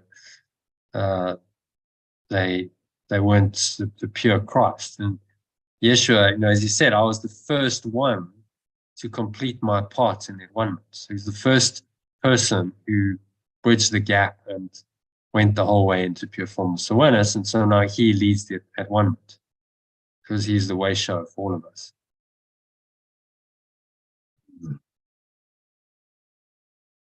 Good. Okay, thank you.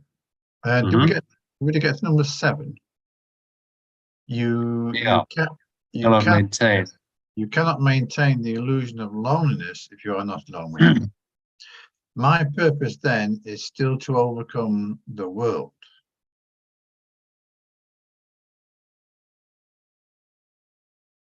Yeah, that's where we were. So it's a biblical reference. My purpose is still to do that. I do not attack.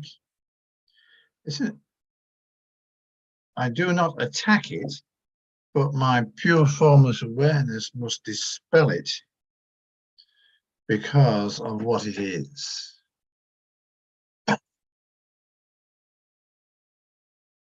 Pure formless awareness does not attack limited awareness, but it does shine it away.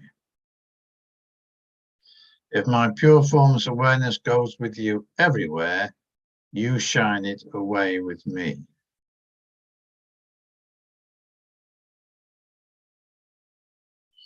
The pure formless awareness becomes ours, and you cannot abide in limited awareness any more than limited awareness can abide wherever you go.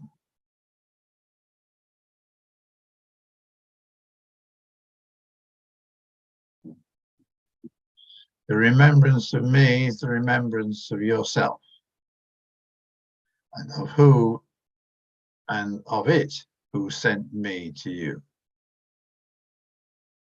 The remembrance of me is the remembrance of yourself, and of it, and of the presence, yes, who sent it to me. Which? Presence of which sent it to me. And me too, yeah. And what do you think? I've translated darkness. So the original was darkness, the light. Do you think we should keep the shine it away, or do something else? Let it go, maybe? Well, I'm quite happy with shine it away, actually. But shine away the limited awareness. Yeah. Okay. We'll keep the shine away then. Okay, so what is he saying in summary of this? Paragraph 2. You can summarize it briefly. He's saying that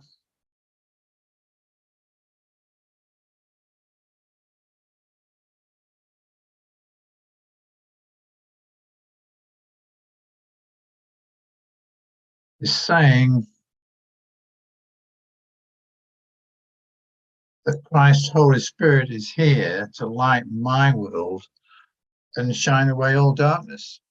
at my invitation. Hmm.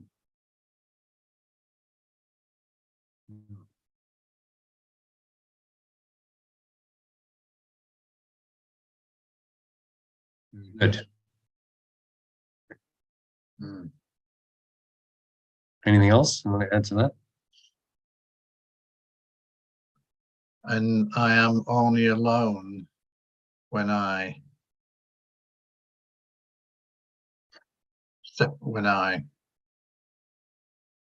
switch off to the presence of pure formless awareness.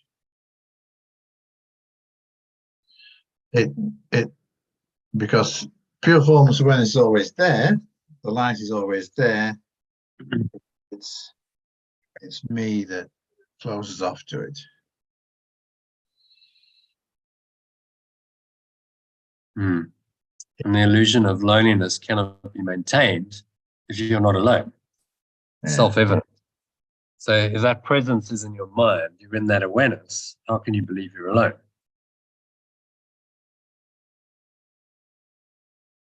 Yeah.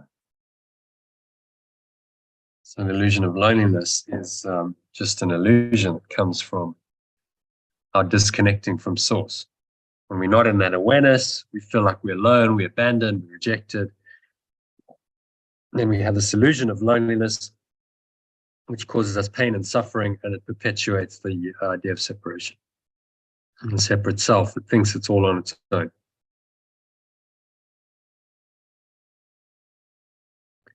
Okay, so let's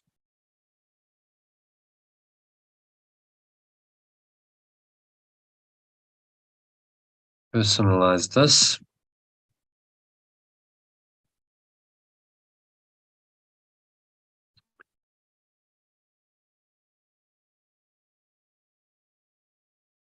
I am come. So I am come or I have come. Well, if we're going to personalize it, don't we need to put? Yeah, well, Yeshua has come, actually. Yeshua. Yeah, Yeshua. Yeshua has come as pure formless, well, that does not deny itself. Yeah, so it's interesting. You say, I am come. This is like the second coming, really. He's giving us the clue here. I am come. He doesn't say I did come in the past. He said, I am come. Yeah. So very present. Yeah. So Yeshua has come through this course again into the world. That's the interesting thing. This is the second coming. Yes. Yes. He wouldn't come physically because he wouldn't be believed. You know, if imagine someone said, I'm the reincarnation of Jesus. They go right off to the asylum then. Because you don't do that sort of thing. So, it's okay. Well, all we have to do is bring the teaching through. We use a scribe. I don't have to come physically because that's a bit old hat. I've done that. I'm gonna come through this teaching and this course, and start a movement, which has happened over the last 50 odd years. That's going to awaken many people. So this is the second coming. We're participating. The Yeshua has come as pure formless awareness into a world that does deny itself everything. Okay, it does this simply by? It does this simply by dissociating itself from everything. Yeah. Good. It is therefore an illusion of isolation, maintained by fear of the same loneliness that is illusion. Maybe we should try and personalize it. It does into a world which I seem to have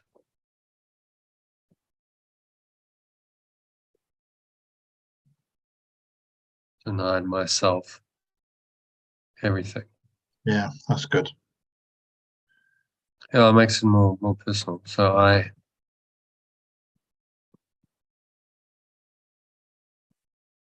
have done that simply by dissociating myself from everything. Yes. Therefore, an illusion of isolation maintained by fear of the same loneliness that is its illusion.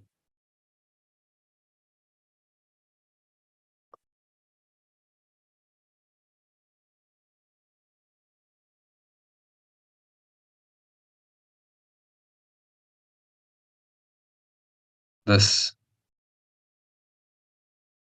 it is therefore an illusion. And this is therefore, or is it better to say therefore this? Therefore, Yes. this is an illusion of isolation maintained by fear of the same loneliness that is its illusion.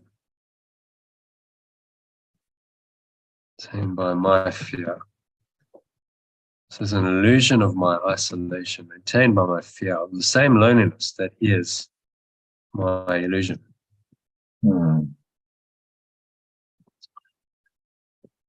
So that I'm with you always, even to the end of the world. So,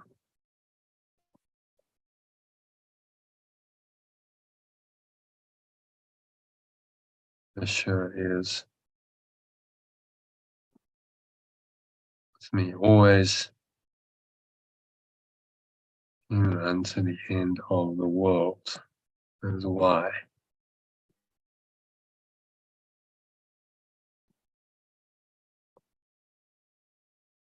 Maybe we say, with me always until the end of time. Yes. Yeah. Yeshua is always with me.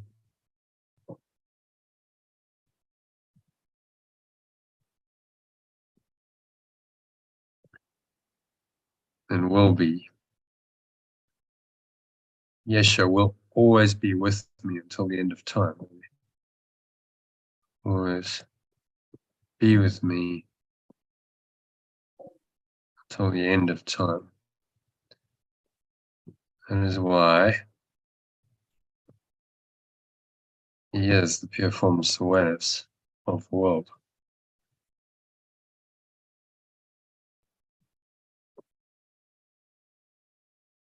Okay, if he is with me in the loneliness of the world, my loneliness is gone.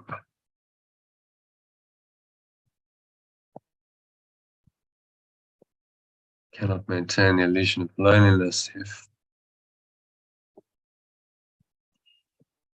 I'm not alone.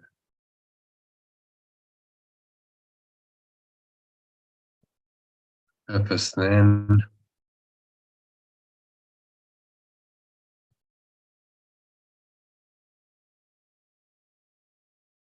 his purpose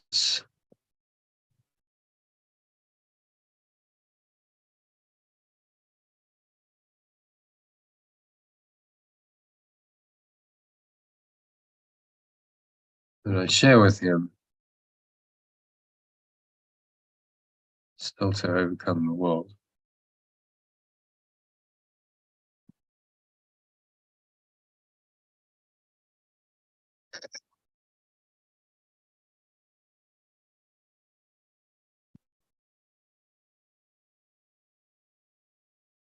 Not attack it, but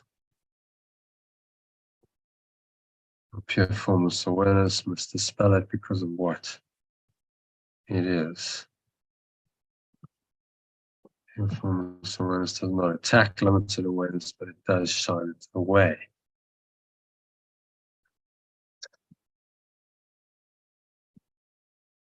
My pure formless awareness goes with me everywhere. I shine it away.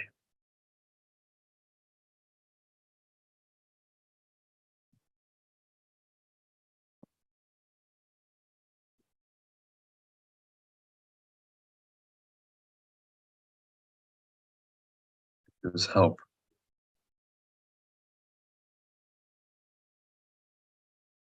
Pure formless awareness. Howls.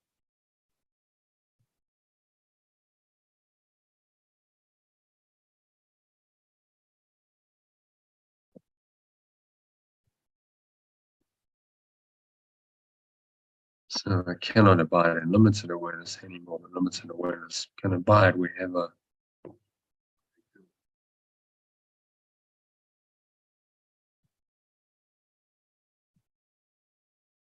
So me is a remembrance of.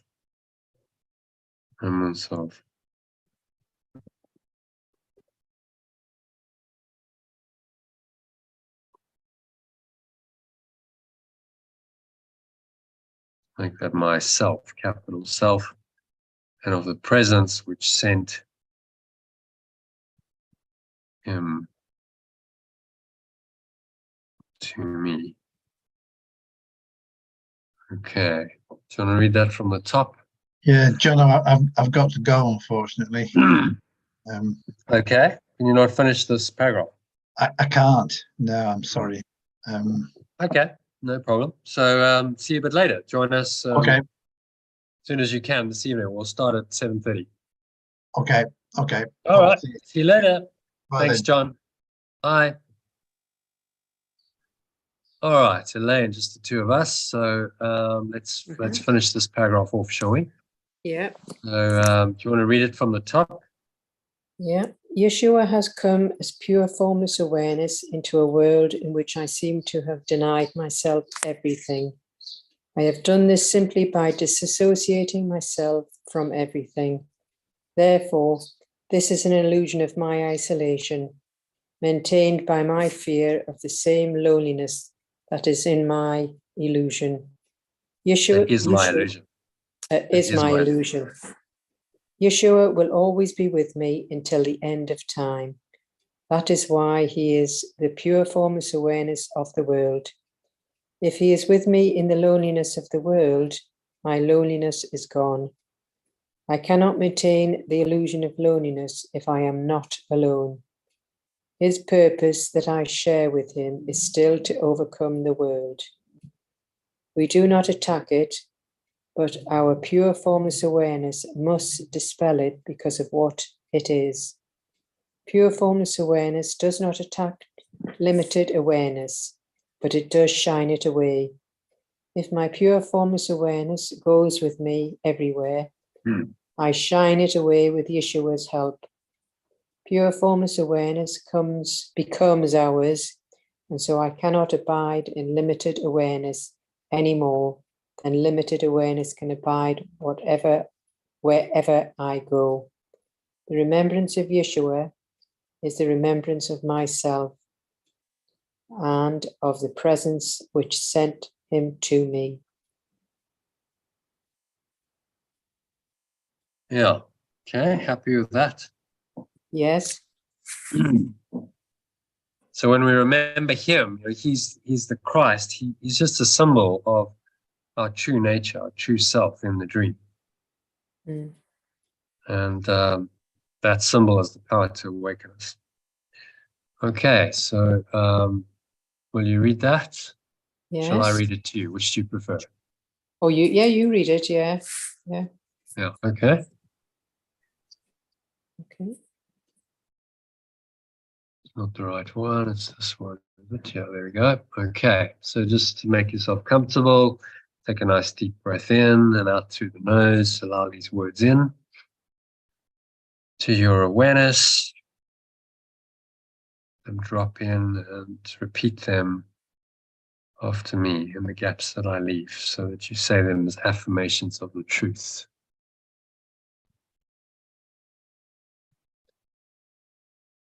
Yeshua has come as pure formless awareness into a world in which I seem to have denied myself everything.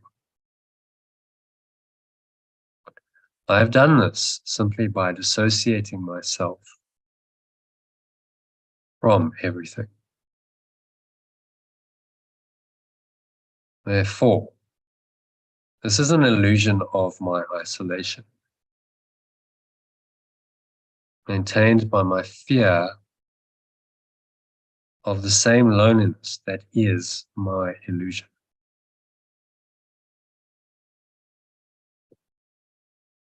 Yeshua will always be with me until the end of time.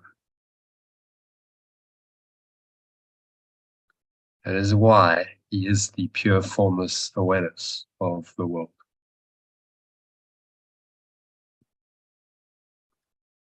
If he is with me in the loneliness of the world, my loneliness is gone. I cannot maintain the illusion of loneliness if I'm not alone.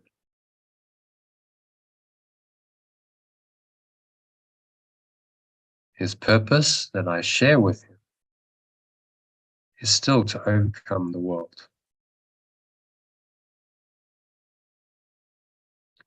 We do not attack it, but our pure formless awareness must dispel it.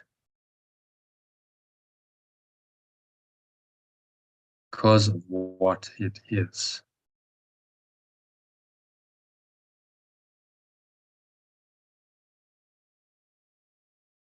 Pure formless awareness does not attack limited awareness, but it does shine it away.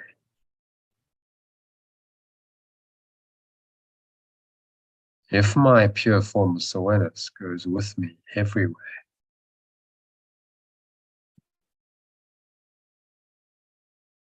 I shine it away with Yeshua's help. Pure formless awareness becomes ours.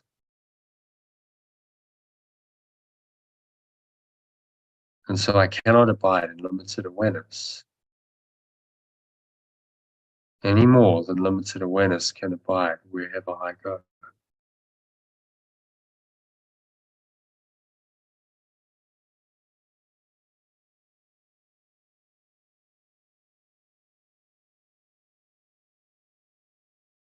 Remembrance of Yeshua is the remembrance of myself and of the presence which sent him to me. And so it is.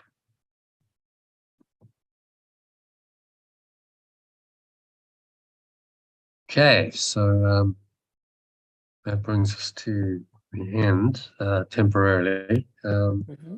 We take a break and come back at 7:30. Is that okay? Yep, that's great. We'll finish the text then, and we can do your coaching maybe on Thursday. Yes. Free evening on Thursday could work. Thursday afternoon or evening. I might actually run. Well, you tell me. Just work out your schedule on Thursday and tell me what works better for you, because I can run a session in the afternoon or in the evening. The afternoon's probably better for me, generally, Yeah. Okay. Yeah. So we could do, instead of a session at, say, 12:31 or something, or even 2, we could do a session 2 till 3, 4, you know, how long it takes, and then we do a session at 5, an evening session starting at 5. Right, yeah, if that's okay. Does that work? Yeah, that works for me. Yeah, that's better, Yeah. Okay. So what time would you want to start?